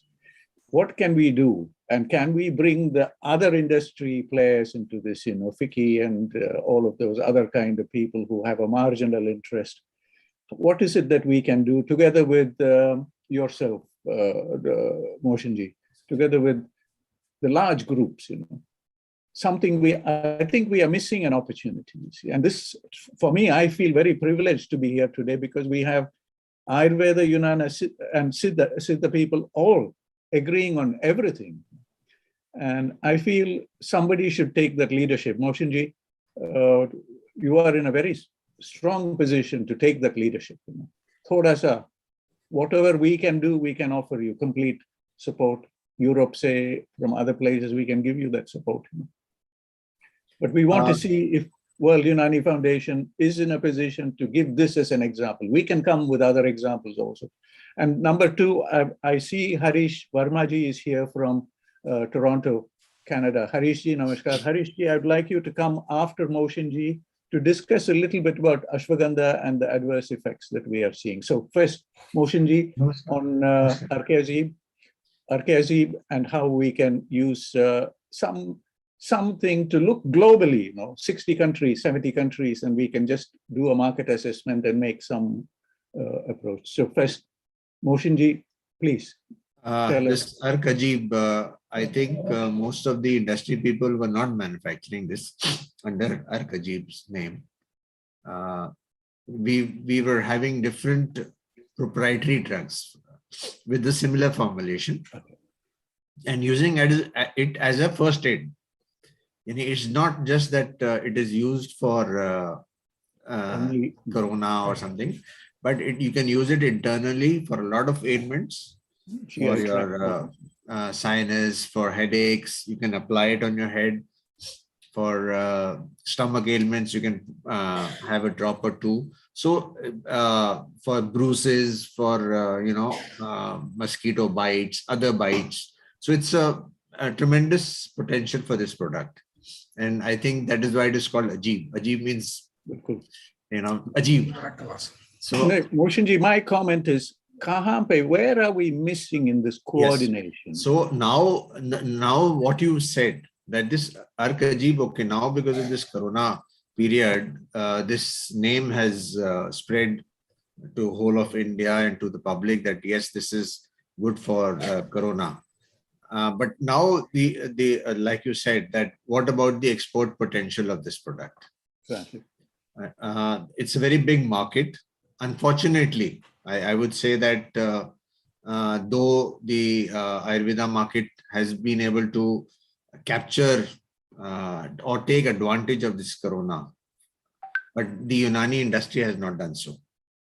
The Chawanprash, as you know, where are we missing on this? I think the initiative or I think the industry is slightly, I would not, some of my colleagues are here also in this platform, so they will not like my comments. No, we want to slightly, we are sleeping over this. Achha. I would say like we are sleeping.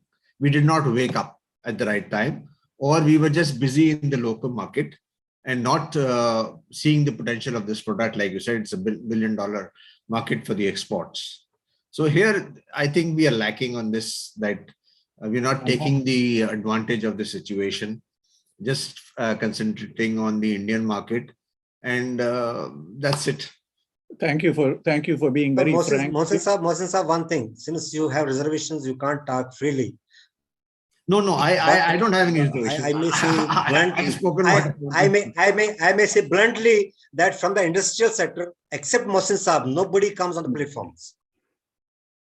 None of the industrial sectors, especially from Unani side. I'm talking of Unani side. I'm talking of Unani side. I have not seen any owner of the Unani drug manufacturing company coming on the platform and speaking freely. No. I will disagree with this, because I am their representative. So I'm speaking on behalf of my colleagues. So I won't say that they don't come on this stage. They are so here. That means I have to take my words back. Yes. So that means I have to take our words back. Mr. Muhammad Arif is here. Our joint treasurer, Mr. Parvez Ahmed, is here. So I won't say that they're not there. But yes, they have, because I am their representative. But why they are lacking the active participation? Why active participation is lacking from the No, it's not lacking. We always as Ayurveda industry is... No, I would not say this, but whatever we are discussing always is being discussed in all our regular meetings. Munshiji, I think there is own meetings, but in the platforms like this, on the platforms like these, scientific platforms, webinars, we are seeing them missing, totally missing. I can tell them to be more active in future. Moshinji, thank you so much. I think Aleemuddin ji, namaskar ji, please. And then we will hear from... My concern is that because Madan sir offer a good, he suggested a very good thing, in fact, because globally the people are knowing about it. We have established our identity with Unani's identity with the help of Ark Ajeeb globally, almost the 60 European countries. So my some humble suggestion to all the stakeholders, please look into this aspect, try to have something. So the two ways it is going to help the system. One is, as an entrepreneur, you are going to develop your market, and you are going to have your what is called the wealth also going to be strengthened. But at the same time, you are promoting the system of medicine to the other part of the globe also. Thank you. This is a wonderful idea. I really had some Dr. Madan sir, because and a stakeholder, keeping all our differences aside, please think positively about it. Absolutely, very, very important, because we don't want to miss an opportunity. Yeah, this is maybe there is a requirement for personalization a little bit. I think there will be, and when you talk about the 4 grades and the dosage and all these things, there might be something, but we can think about that. But thank you, sir, for recognizing this. We are lucky to have from Toronto, Harish G. Verma ji. Harish ji practices in Delhi. He has a very good practice. He's a gold medalist from Punjab. He studied Ayurveda in Punjab, very fluent in Urdu and in Punjabi and in Hindi and in English. He connects a lot with the members of the parliament in Canada from Toronto. He's connecting with a lot of people there. So Harish ji, thank you for joining us today. And you can see the number of people and the discussions that are going on. And Harish ji has been, together we've been discussing ashwagandha and some side effects, adverse effects of ashwagandha. Harish ji also has a manufacturing unit. I don't know how he has so much time. He has a busy practice in Delhi. He manufactures. He works in Toronto. He manufactures in Himachal. Harish ji, welcome to the platform. All yours, please. Your comments are precious. You can see the excitement here today. And Harish ji has a very special interest in autoimmune diseases. And he has over 20,000-30,000 cases for certain gastric conditions. He will talk about this. Harish ji, please. Please. पहले तो सभी आचार्यों का नमस्कार। नमस्कार। तो मैं point wise 2-3 point रखना चाहूंगा। एक तो मैंने क्वेश्चन पुट किया है कि अनीमा और बस्तीकरण में क्या डिफरेंस है। जो आचार्य हमारे इस एक्सपर्ट्स जो हैं वो थोड़ा सा बताएं कि अनीमा और बस्तीकरण इसमें डिफरेंस क्या है। क्या बस्ती को हम अनीमा मान लें या अनीमा को ही बस्तीकरण कहा जा सकता है? थोड़ा सा इस पे रोशनी डालें। नंबर 1। नंबर 2, मैं सुन रहा था कि इम्यूनिटी इंप्रूव करने की दवाइयाँ, इसकी मार्केट बहुत बड़ी हो सकती है। मेरा एक एक्सपीरियंस है एज मदरी टोल की ऑटो इम्यून डिजीज में काम कर रहा हूं, खास करके अल्सरेटिव कोलाइटिस क्रोन्स में हम लोग बहुत काम कर रहे हैं। मैंने देखा ऑफ लेट हमारे बहुत सारे पेशेंट्स, उनको दोबारा से डिजीज रिलैप्स हुआ by taking immunity enhancer medicine, particularly guduchi या दूसरे जो आयुर्वेदिक द्रव्य हैं जो इम्यूनिटी को बढ़ाते हैं। तो इस पॉइंट को भी फार्माकोविजिलेंस के एंगल से देखना पड़ेगा। फार्माकोविजिलेंस से सिर्फ हम ड्रग की क्वालिटी कंट्रोल, क्वालिटी एश्योरेंस तक सीमित नहीं कर सकते, उसकी इंडिकेशंस को भी हमें आगे देखना पड़ेगा कि how the doctors, how the practitioners are using that particular medicine. अब ये एक बहुत बड़ा पॉइंट है कि can immunity enhancer drugs be used in autoimmune diseases or not? It's very important. क्योंकि एक तरफ autoimmune disease में अगर आप मॉडर्न एंगल को देखें, immunosuppressive drugs are used, हम immunity enhancer दे रहे हैं, तो दोनों में डिफरेंस है। तो इस पे बहुत विचार करने की जरूरत है और फार्माकोविजिलेंस को इस लेवल पे आगे, इस लेवल तक सोचना पड़ेगा कि एप्लीकेशन ऑफ द ड्रग, जो हम फाइनली जो यूजेज है उसका, उस पे भी हम ध्यान रखें। सिर्फ क्वालिटी एश्योरेंस, ड्रग सेफ्टी वो बुक्स तक ही सीमित है। फाइनली फील्ड में आकर के ड्रग इस्तेमाल होती है, वो कैसे होगी, कैसे उसकी एप्लीकेशन है, ये दूसरा पॉइंट। तीसरा पॉइंट जो अभी मैं सुन रहा था कि जैसे मदन जी कह रहे हैं, there is a huge scope for export of AYUSH drugs, Ayurveda drugs, Unani drugs, homeopathy drugs. The point is आप लोग इंडिया से उसको एक्सपोर्ट करेंगे कैसे? आप उसे एज मेडिसिन एक्सपोर्ट करेंगे, आप उसे एज डाइटरी सप्लीमेंट एक्सपोर्ट करेंगे। अगर आप डाइटरी सप्लीमेंट एक्सपोर्ट कर रहे हैं तो यू कांट क्लेम, आपके लेवल क्लेम्स पे रेस्ट्रिक्शन है, आप कह नहीं सकते कि ये कोरोना की दवाई है। ये बहुत बड़ा पॉइंट है।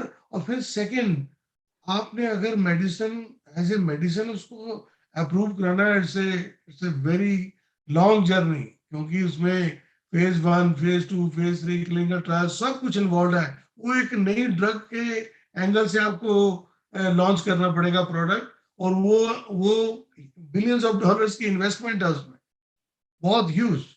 और फिर उसके बाद अगर उस ड्रग को आपने बना भी दिया और उसके बाद वो फिर एक एलोपैथिक ड्रग ही बन जाती है, क्योंकि उसमें अगर आप मेहनत करके एक ऐसे मॉलिक्यूल तक पहुंच भी गए कि ये पर्टिकुलर हर्ब में ये पर्टिकुलर मॉलिक्यूल ये इफेक्टिव है, इसकी ये ट्रायल्स हैं, सब कुछ करने के बाद फिर एलोपैथिक डिपार्टमेंट आगे आ जाता है कि चलो ठीक है इसको मैं अडॉप्ट कर लेते हैं।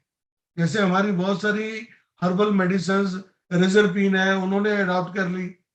अब कनाडा में we can't use sarpagandha as anti hypertensive drug because health Canada ने कह दिया कि इसमें रिजर्पिन होता है and reserpine is a allopathic drug, you can't use it. Similarly colchicine जो कॉल्चिकम ल्यूटियम से निकली है, वो कहते हैं you can't use because colchicine is a allopathic drug. तो हमारे ऊपर रिस्ट्रिक्शंस है, हम लोग हर्ब्स को भी यूज नहीं कर सकते हैं जो हर्ब्स एलोपैथिक फार्माकोपिया में चली गई है। हर कंट्री के अपने अपने लॉज हैं, तो एक्सपोर्ट करने से पहले हमें ये भी निश्चित करना पड़ेगा कि हम उस पर्टिकुलर ड्रग को एज फूड प्रमोट करेंगे या एज ड्रग प्रमोट करेंगे, तो उसका सारा फिर प्लान जो है वो डिस्कस करना पड़ेगा और उस पर इन्वेस्टमेंट इन्वॉल्व है। तो ये 2-3 पॉइंट थे आज के, तो आज के लिए इतना ही। नमस्कार। Thank you Harish ji. I think आपने जो अलामुद्दीन जी नमस्कार प्लीज। जी सर। सर हरीश सर, बड़ी खुशी हुई आपसे सुन के। आपने जो वस्ती को हुक्ना से आपने मुमासिल करने की कोशिश, मतलब आप ये समझना चाह रहे थे कि वस्ती और हुक्ना दोनों एक ही है। हरीश सर, यही था सवाल आपका सर? पर्टिकुलरली अगर हम सिर्फ बस्ती कर्म, आयुर्वेदा में बस्ती कर्म को बहुत बड़ी इंपॉर्टेंस दी गई है। Correct sir. लेकिन जो अनीमा होता है, अनीमा जो है, अब अल्सरेटिव कोलाइटिस में हम देखते हैं कि उसमें सल्फर सैलाजिन का अनीमा दे रहे हैं, मेसालामाइन का या स्टेरॉइड्स का अनीमा दे रहे हैं, वो एक लोकल एब्जॉर्प्शन होती है रेक्टम से, करेक्ट, वहां तक ही सीमित होता है। लेकिन अगर आप आयुर्वेदा में बस्ती कर्म की इंडिकेशंस पढ़ें तो उसमें तो न्यूरो डिजेनरेशन को एड्रेस किया गया है। बिल्कुल। हम जो न्यूरो डिजेनरेटिव डिजीजेस हैं, वो पर्टिकुलरली न्यूरो डिजेनरेटिव डिजीजेस, उन सब में बस्ती को इंडिकेट किया गया है। बिल्कुल। तो बस्ती और अनीमा में क्या, अनीमा तो बहुत, जी प्लीज। नहीं, मेरा जो यहाँ कहना था सर, वस्ती आप जो कहते हैं पंचकर्मा के 5 कर्मा में से एक है, वही नस्या, वस्ती, विरोचना, रक्तमोक्षण, यही 5 चीजें से आपका पंचकर्मा है। यूनानी में इलाज भी तदबीर एक बहुत बड़ा शोबा, it's a big component of the modalities of the treatment. अगर आप वहां जाओगे तो we have nearly some 100 regiments are there. उसमें हम हुक्ना कहते हैं। हुक्ना literally this is only symbolically we are saying that is an enema. वस्ती में जैसे आप ऑयल के वस्ती के लिए अलग कहते हैं, डिकॉक्शंस ऑफ द हर्ब्स के लिए कुछ अलग अलग नाम कहते हैं।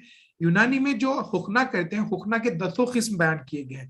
हुक्ना ग़िज़ाइया जिसमें डाइट सप्लाई करते हो, हुक्ना मुसेला जिसमें लैक्सेशन के लिए करते हो, हुक्ना दवाइया जो लिटरली दवाओं पे, जैसे you are talking about the degenerative changes of neuro degenerative changes में भी दवाई पहुंचाई जाती है।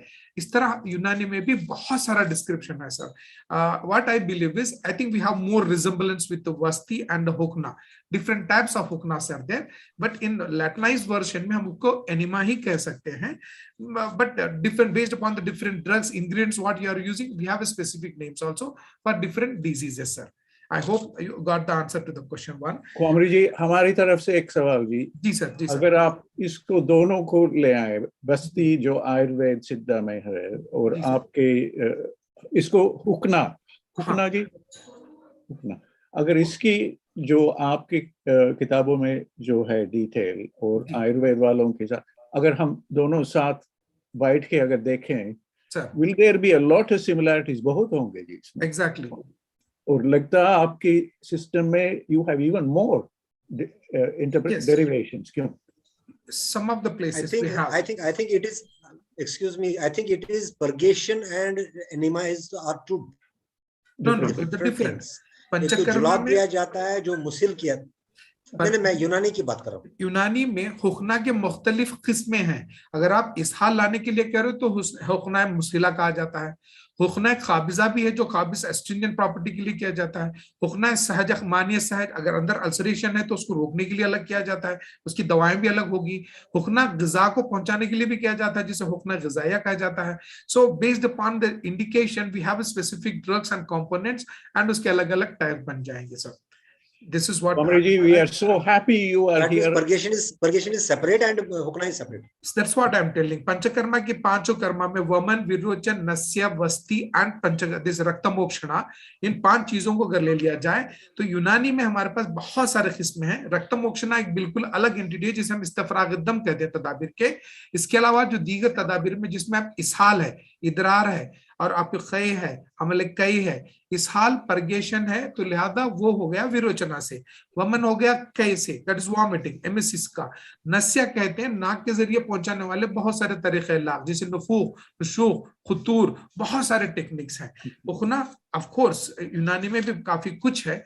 मेरा मानना है कि we have a similarity sir. एक I have another question sir, like auto immune diseases में हम बहुत सारी दवाएं देते हैं जिसे हम कहते हैं कि मॉडर्न साइंस के एतबार से इम्यूनोमॉड्यूलेटर्स। Basically, this term is a two-edged sword, in fact, because some of the diseases are because of the hyperactivity of the immune substances. Some of the diseases are just because of the hypoactivities of the immune components होती हैं. But हमारी जो दवाएं हम देंगे, हम तो बोल देंगे उसको immunomodulators. तो how it is working? This immunomodulator, the term itself, it is, I said, ये 2 धारी तलवार है। अगर आप एक तरफ से वार करने की कोशिश करोगे तो दूसरी तरफ भी मुतासिर होगा। So but our science, I believe Ayurveda में भी शायद इसी तरह लिखा हुआ है और यूनानी में भी लिखा है, जहां कहीं मुनात, इम्यूनिटी यानी कुव्वत मुदाफियत बदन, कुव्वत मुदब्बिर बदन या रोगी क्षमता, ये तमाम चीजें कमजोर हो जाती हैं तो ऐसी सूरत में बदन को तकवीत देने के लिए कुछ दवाओं का इस्तेमाल करना चाहिए। जैसे मरवारिद की बात आ रही है, जाफरान की बात आ रही है, गिलू की बात आ रही है। ऐसे बहुत सारी ड्रग्स हैं जो आज कन्वेंशनल सिस्टम ऑफ मेडिसिन ने इम्यूनोमॉड्यूलेटरी इफेक्ट बताया गया है and mostly it is, I think similar एक वर्ड मेरे पास भी है, hepatoprotective. What does it mean hepatoprotective? How it is going to protect the liver, whether it is regulating the liver enzymes. ये बहुत ही कॉम्प्लेक्स वर्ड्स है जो उस वक्त अतिबा ने, वेदों ने जो लिखा हुआ है वो डिसीज का जो कंडीशन था, वो प्रिवेलिंग कंडीशन था, उसके अगेंस्ट में और उसके फेवर में काम करते थे। जहां इम्यूनिटी कम हो गई तो इम्यूनिटी को बूस्ट करते थे, जहां इम्यूनिटी हाइपर एक्टिव हो गई तो उसको सप्रेस किया करते थे। एंड नाउ सर कह रहे थे कि हरीश सर इसको फार्माकोविजिलेंस पॉइंट ऑफ व्यू से चेक करना चाहिए। मैं उससे पहले कहता हूं कि हमारी दवाओं की जो इम्यूनोमॉड्यूलेटरी इफेक्ट्स बयान किए गए हैं उनको फार्माकोलॉजिकल वे ऑफ एक्शन से भी देखना पड़ेगा सर। एंड सर से मुझे एक अच्छी बात लगी क्योंकि बहुत सारी ड्रग्स ग्लोबली मार्केटिंग करने की कुछ लिमिटेशंस हैं। क्या आप उसको ड्रग की तरह करोगे या न्यूट्रास्यूटिकल्स की बात करोगे या क्या कहते हैं उसको फंक्शनल फूड्स की तरह करोगे? च्यवनप्राश तो ग्लोबली छाया हुआ है, एक तो फंक्शनल फूड की तरह, एंड अर्केजीप जैसे और भी दवाइयां, इसको करने के लिए कुछ इंटरनेशनल जो स्ट्रेटेजीज हैं उसको अडॉप्ट करना पड़ेगा। सर ने एक और बेहतरीन बात बताई जो बेसिकली फार्माकोविजिलेंस ही में आती है। अर्केजीप और दीगर दवाओं को हमने इंडियन प्लेटफॉर्म से कोरोना में एज ए प्रोफिलैक्टिक ड्रग दिया गया हुआ था। We cannot directly contemplate that these are the drug of choice for corona, क्योंकि उसकी एफिकेसी अभी तक प्रूवन नहीं है, कोई क्लिनिकल ट्रायल्स अभी साबित नहीं करे हुए हैं। अगर आप क्लेम करोगे तो pharmacovigilance definitely will come into the scene, right? तो जस्ट एक इंडियन गवर्नमेंट ने, मिनिस्ट्री ऑफ आयुष ने, मिनिस्ट्री ऑफ हेल्थ वालों ने कुछ गाइडलाइंस इश्यू किए हुए हैं जिसमें चंद दवाओं को रेकमेंड किया गया। These are the probable drugs based upon the anecdotal data. हमारे लिटरेचर में लिखा हुआ है कि ये दवाएं वबाई अमराज में, इन्फेक्टियस डिसीज में, पर्टिकुलरली इस तरह के जो सीजनल डिसीज होते हैं उनमें इस्तेमाल किया गया, जिसकी वजह से काफी फायदा हुआ। जैसे मोहसिन साहब भी कह रहे थे कि अर्केजीप का इस्तेमाल सिर्फ नजला जुकाम, मौजूदा कोरोना ही नहीं, इन्फ्लुएंजा ही नहीं, बल्कि दीगर अलामत डिसीज में भी किया जाता था। This is one of the best antidote also because the 3 ingredient contains the potential antidotal activity. Toxic substance में दिया जाता है, फूड पॉइजनिंग में दिया जाता है, पेन एब्डामेन में दिया जाता था, डिस्मेनोरिया में भी दिया जा रहा है, as orally, systemically and locally भी दिया जाता था। तो हरीश सर को I really appreciate sir, because इन्होंने स्टैट्यूटरी बात बताई हुई है कि इन दवाओं को आपने कहा ना अक्षर, आपने कहा कि इनको हम इम्यूनोमॉड्यूलेटर कह सकते हैं। रिसेंटली आपने देखा होगा एक मॉडर्न रिसर्च से पता चला है कि जो टीनोस्पोरा कॉर्डिफोलिया, कॉर्डिफोलिया सर। हाँ, तो टीनोस्पोरा कॉर्डिफोलिया में उन्होंने देखा कि it caused death in hepatitis case, hepatic impairment sir. Yes. उसके बाद बहुत सारी क्लैरिफिकेशंस आई। आयुष ने कह दिया कि वो टीनोस्पोरा कॉर्डिफोलिया नहीं है, वो टीनोस्पोरा की एक और स्पीसीज है, वो नहीं है, ऐसा नहीं था। बेसिकली अगर आप पूरी खबर को पढ़े, मैं एक्चुअली, हम लोग कनाडा में बैठे हैं, हम एक चीज को बहुत माइन्यूटली देखे हैं। तो वो एक रिसर्च जो हुई थी वो ऑटो इम्यून हेपेटाइटिस के ऊपर हुई थी जी। तो अगर ऑटो इम्यून हेपेटाइटिस में टीनोस्पोरा कॉर्डिफोलिया देंगे, वो तो डेफिनेटली उसमें डैमेज करेगा। Correct, over activity of the immune system.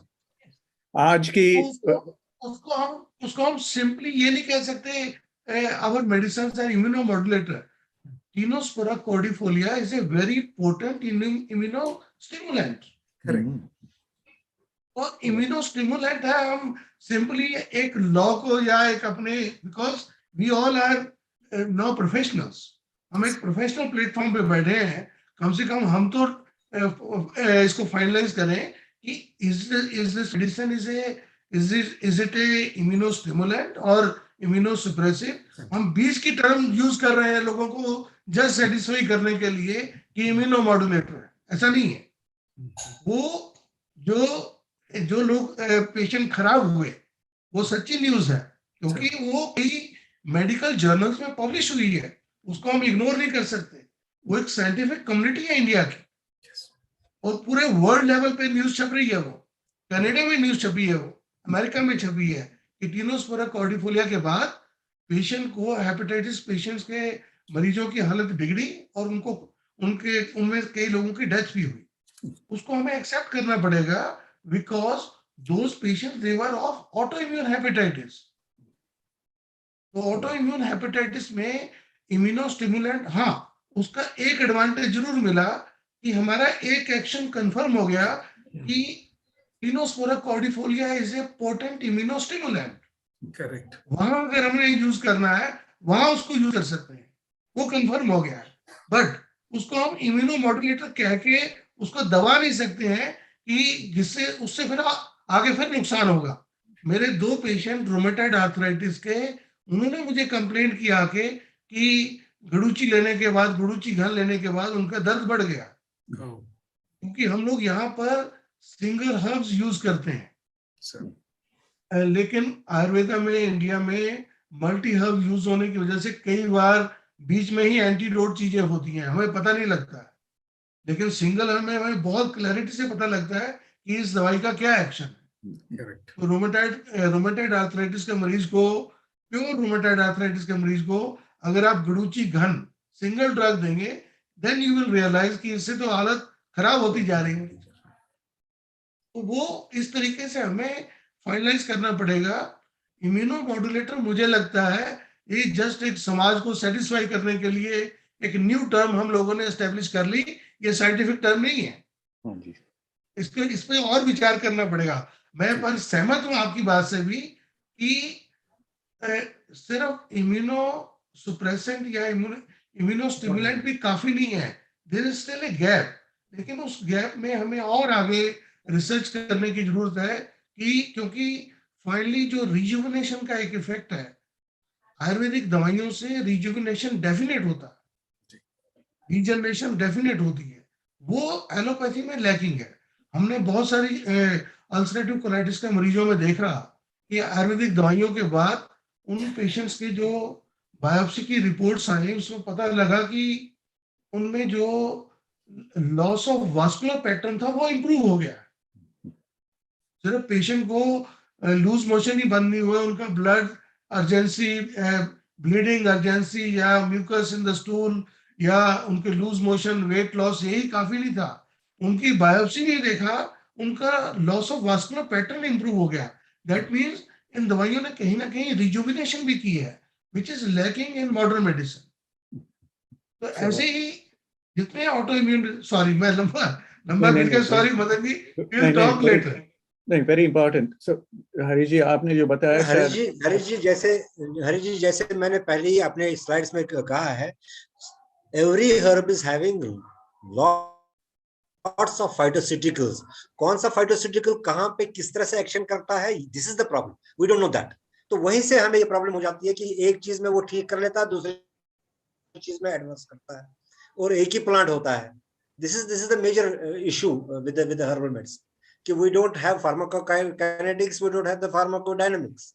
तो फाइटोसिटिकल कौन सा किस तरीके से काम कर रहा है, कहाँ पे एक्ट करता है, कोई एक तरह से एक एरिया में ठीक करता है लेकिन दूसरा एरिया जो दूसरा फाइटोसिटिकल है वो उसमें मुजिर करता है. These are the things which have to be taken care of. That is what I said in my slides also. Younis ji, I think there is a date. मैं इसको और वाच करूंगा. अभी मदन जी हरीश जी इसके ऊपर शायद पवन जी will organize a very detailed event. ये तो या Aleemuddin ji and all of us can come together because it's very specialized and very important. मेरी मन में ये आ रहा कि ये होनी चाहिए, इसकी चर्चा होनी चाहिए बेंगलुरु में, और वहाँ से NCBS और इंडियन इंस्टीट्यूट ऑफ साइंस से लोगों को पकड़ के ले आने इसके अंदर, क्योंकि इसके अंदर इतनी डिटेल्ड बायोलॉजी है जी, जो इम्यून सिस्टम की बात जो चल रहा. It is a very, very detailed area. So I'm grateful, Aleemuddin ji, for raising this point. Harish ji, thank you. Madan ji, एक मिनट के लिए. I want to draw the attention of Harish ji from Canada. Harish ji, Ayurvedic system में कोई भी दवा देते हैं या इंग्रेडिएंट को रेफर करते हैं, उसको पहले ये असेस किया जाता है कि नहीं ये उष्णवीर्य है या शीतवीर्य है. जबकि tinospora cordifolia is a ushnavirya, and whereas in rheumatoid arthritis, if it is administered, is it there any suggestion in rheumatoid arthritis in Vata Roga should be Shitavirya prescribed? If it is done mistakenly, everything goes on in immunomodulatory system. Is it not the ignorance of the therapy of the people? That is why before going to this immunomodulation also, in Ayurvedic system, at every stage, it is discussed whether it is Ushnavirya or Shitavirya. And there are, for example, I will give you a little reference that there are number of medicines for Vata Rogas, Vata Vidwansan Ras, Vata Gajankush Ras, and at the same time Mahavata Vidwansan Ras, and Vata Chintamani Ras, and Trailokya Chintamani Ras. In what and what physiology and in what and what prakriti we should prescribe these medicines is not specifically mentioned in the text. Specifically, if anywhere is required that the combination of that is Kuchla, then you should select that Vata Gajankush only, not that Vata Vidwansan Ras. Specifically, there are medicines in Ayurvedic system right from the ancient times. They have given and they were very experts to select the medicines. But today's people having elaborated study of the medicines also and having colleges and laboratories and assessments and evaluations and re-evaluations also, very poor in selection of the medicine and getting assessed that and taxing the mind that whether it is Ushnavirya or Shitavirya. Even in immunomodulation also, are there not medicines which can be prescribed to improve the immunity for a patient who is very weak? Cannot be prescribed gold medicines. If you take little gold and silver metallic medicines, then the countries of other than foreign Bharat, everyone will start trembling. Metals. If they are harmful, why the text in Ayurveda is referred a chapter like Swarna Ghatit and Swarna Rahit? It's a very, I see that I feel it very poor of discussions before selecting a drug. Thank you very much. I feel it very sorry for the interruption. Domaji, you are always listening to us very carefully. You raised the key points, and now we are getting late in our, as we come close, we have spent a lot of time here, but today's, I feel very privileged. Aleemuddin ji, I think the rest of us, I think Mohd ji has left, Younis ji has left. I feel very privileged that we could come to this gathering today, very high quality, engagement. Domaji has highlighted a few points that is pointing towards education, clinical education in that, and the clinical skills. I think Domaji's point is very, very important. Harish ji has touched on that point about the regulatory issues and how we go into that space. I raised a very provocative question: why not Archaeazib for, from a global perspective? Why not? I think these are all important discussions. Galib ji was here. My question to Galib ji was about the WHO standards for the future, and are we preparing, because 2023 is here, and what is it that we have done? So we need all those discussions and more engagement. I think Pawanji will bring us all together again, perhaps on the WHO traditional medicine strategy or something. Pawanji is always looking out for excellent themes for the future. So from my side, I can still see a lot of people here with us. The discussion can extend. Aleemuddin ji, one request from my side, please share your contact details so that we can stay in touch. And I'm very grateful to Munshi ji for bringing so many people to this platform. I will be, from my side, I wish to stay in touch, Aleemuddin ji. I will leave this now to Pawanji. Pawanji, namaskar. It is very late for Pawanji. There are many more people. Galibji, thank you so much for your intervention today, and looking forward to learning more of where we can improve. So Galibji, please guide us where we can improve. You can see the quality and the contents of our discussions, how we can engage maybe in a collaborative event with All India Institute Ayurveda and also with CCRAS, how to have a joint event where we can discuss all these things. And there are many more people here left with us. Before I hand the floor over to Pawanji to perhaps draw this event to a close, I want to see if there are any more comments, questions from anybody here. Abdul Razak ji, namaskar. Abdul ji, namaskar. If there is, the floor is open. Dr. Venkatachalam from Erode, namaskar. Whether anybody else, Farooq ji, namaskar. There's a very, Lakshman ji, namaskar. If there is any comments before we draw this event to a close, here is your chance. If there are no more comments, Pawan ji, all yours now. Pawan ji, namaskar. Sorry, you are. Thank you very much. Thank you very much for nice late moderation. Aapke very wonderful event, Pawan ji. You have very, very key points that we have touched on. And I have put another question here. I think Aleemuddin ji will be able to tell about this competition. I don't want to call it competition, but complementing Chyawanprash, Yeah. Kalanji Prash. Kyun nahi? It is, if Chyawanprash is there, Kalanji Prash can also form a very important part of those health promoting foods. But why not? So I leave it there.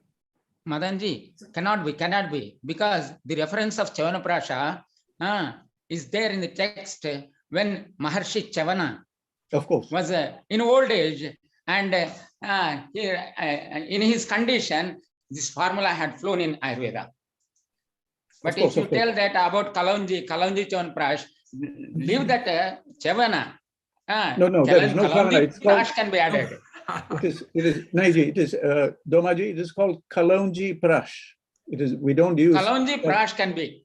Yeah, but Kalonji Chyawanprash, it is a wrong terminology. No, we are not using that. We are saying Kalonji Prash. It's a very important. If it is there, if the people they can develop, I do not say that it should be.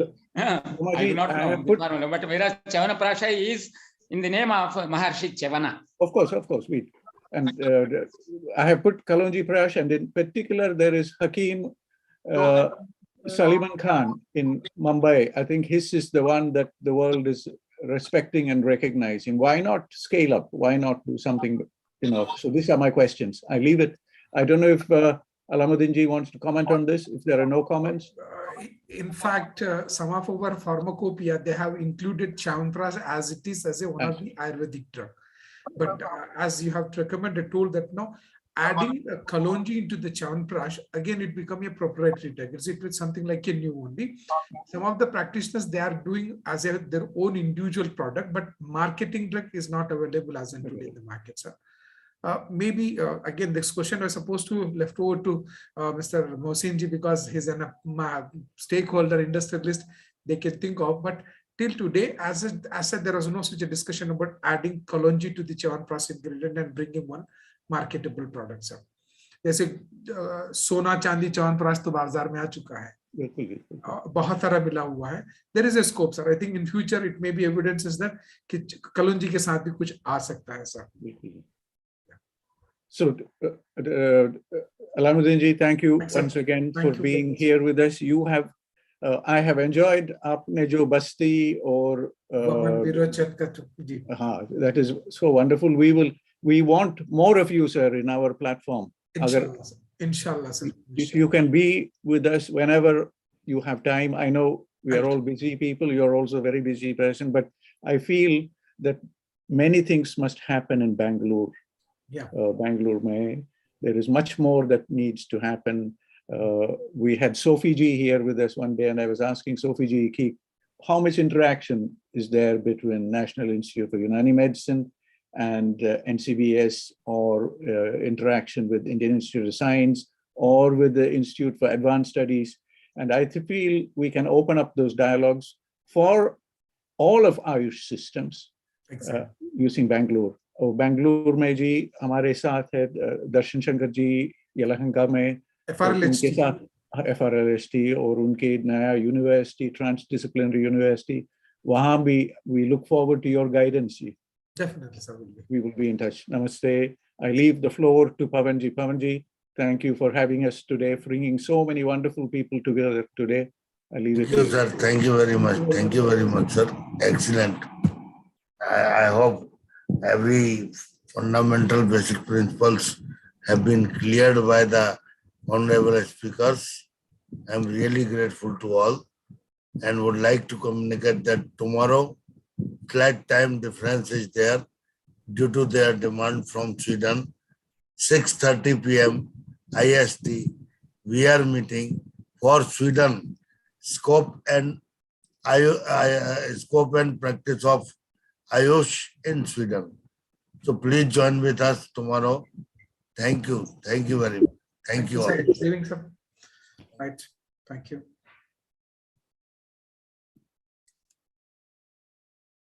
Good night, sir. Good night. We have, I think Agnihotri ji might conclude our session, which is our normal practice. Agnihotri ji, yes, the floor is yours. Thank you. As you wish, sir. So thanks to Dr. Madan sir and our Sharma sir.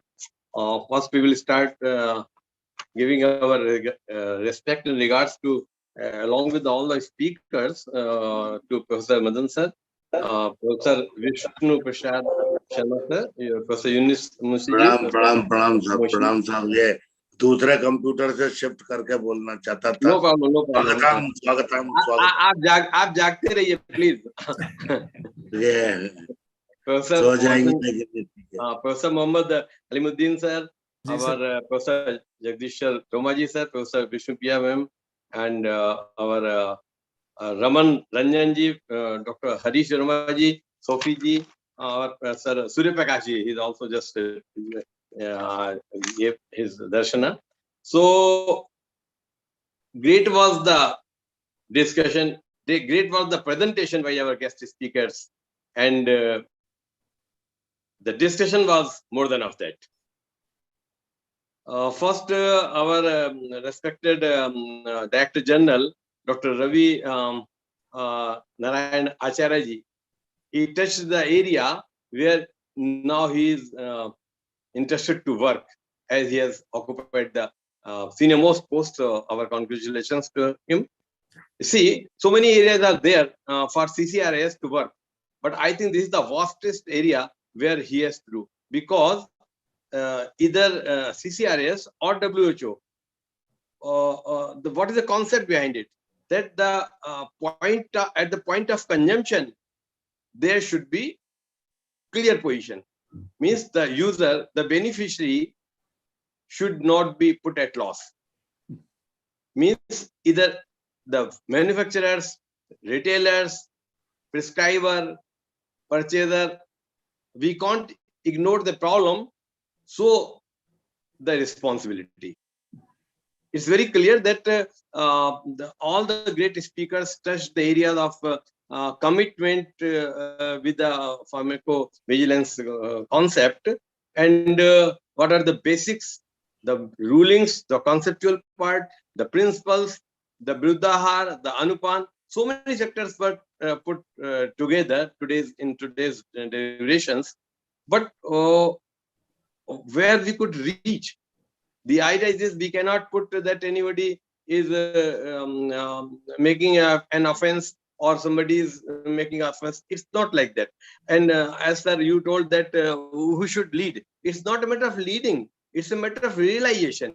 Every person is supposed to realize that where he is working, what he is working, for whom he is working, and ultimately who will be benefited.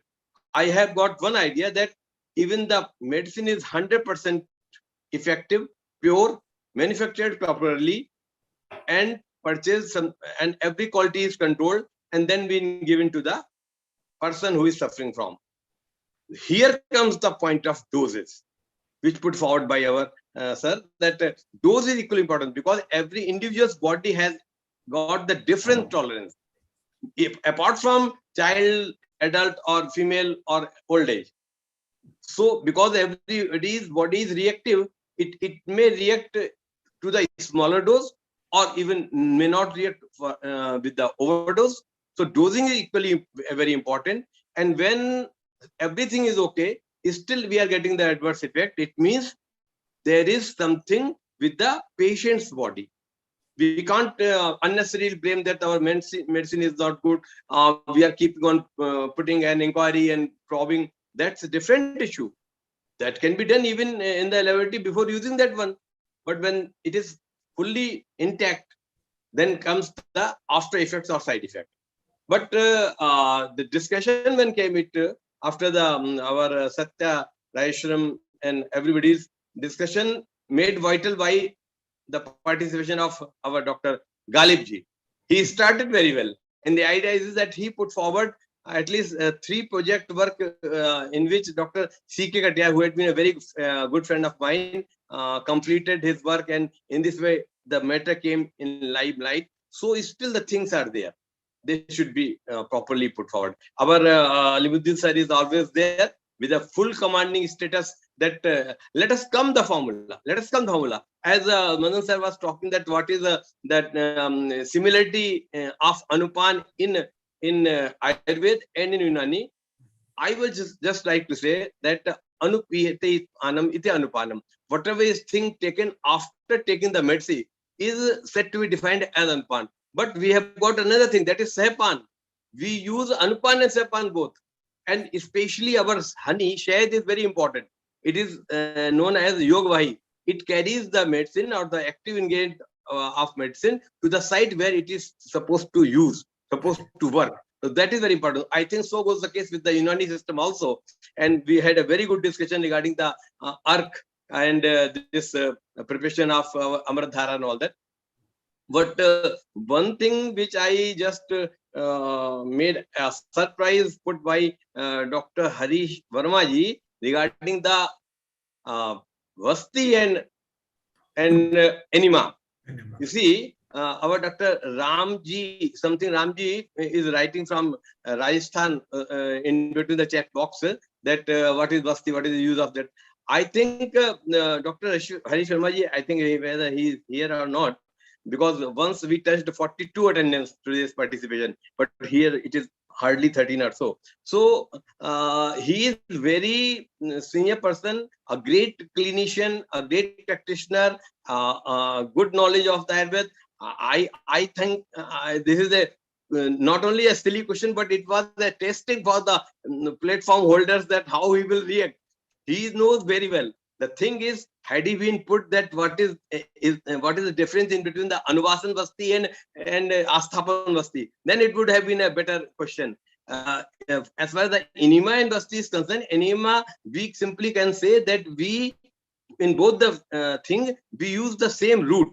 That is the anal aperture or anal orifice. Nothing doing. We have got with our preparations giving the tune to the rectal muscles and the muscles of the intestines, and also give some nutrition and nourishment to the intestines. I think, to the little knowledge with me, Asthapan Vasti has got a wonderful pleasure for it. We stay the contents which we put inside, and that works locally. Of course, modern medicine, animals are doing the same.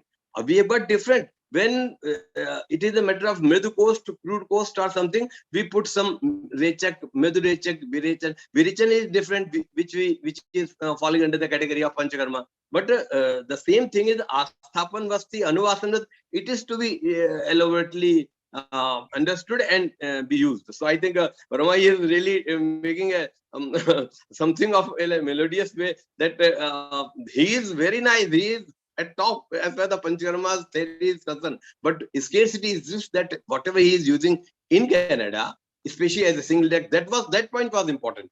That's Tenopharma cordifolia is how much safe. It gave some adverse effect in a form of used in Kala in India because of some different species.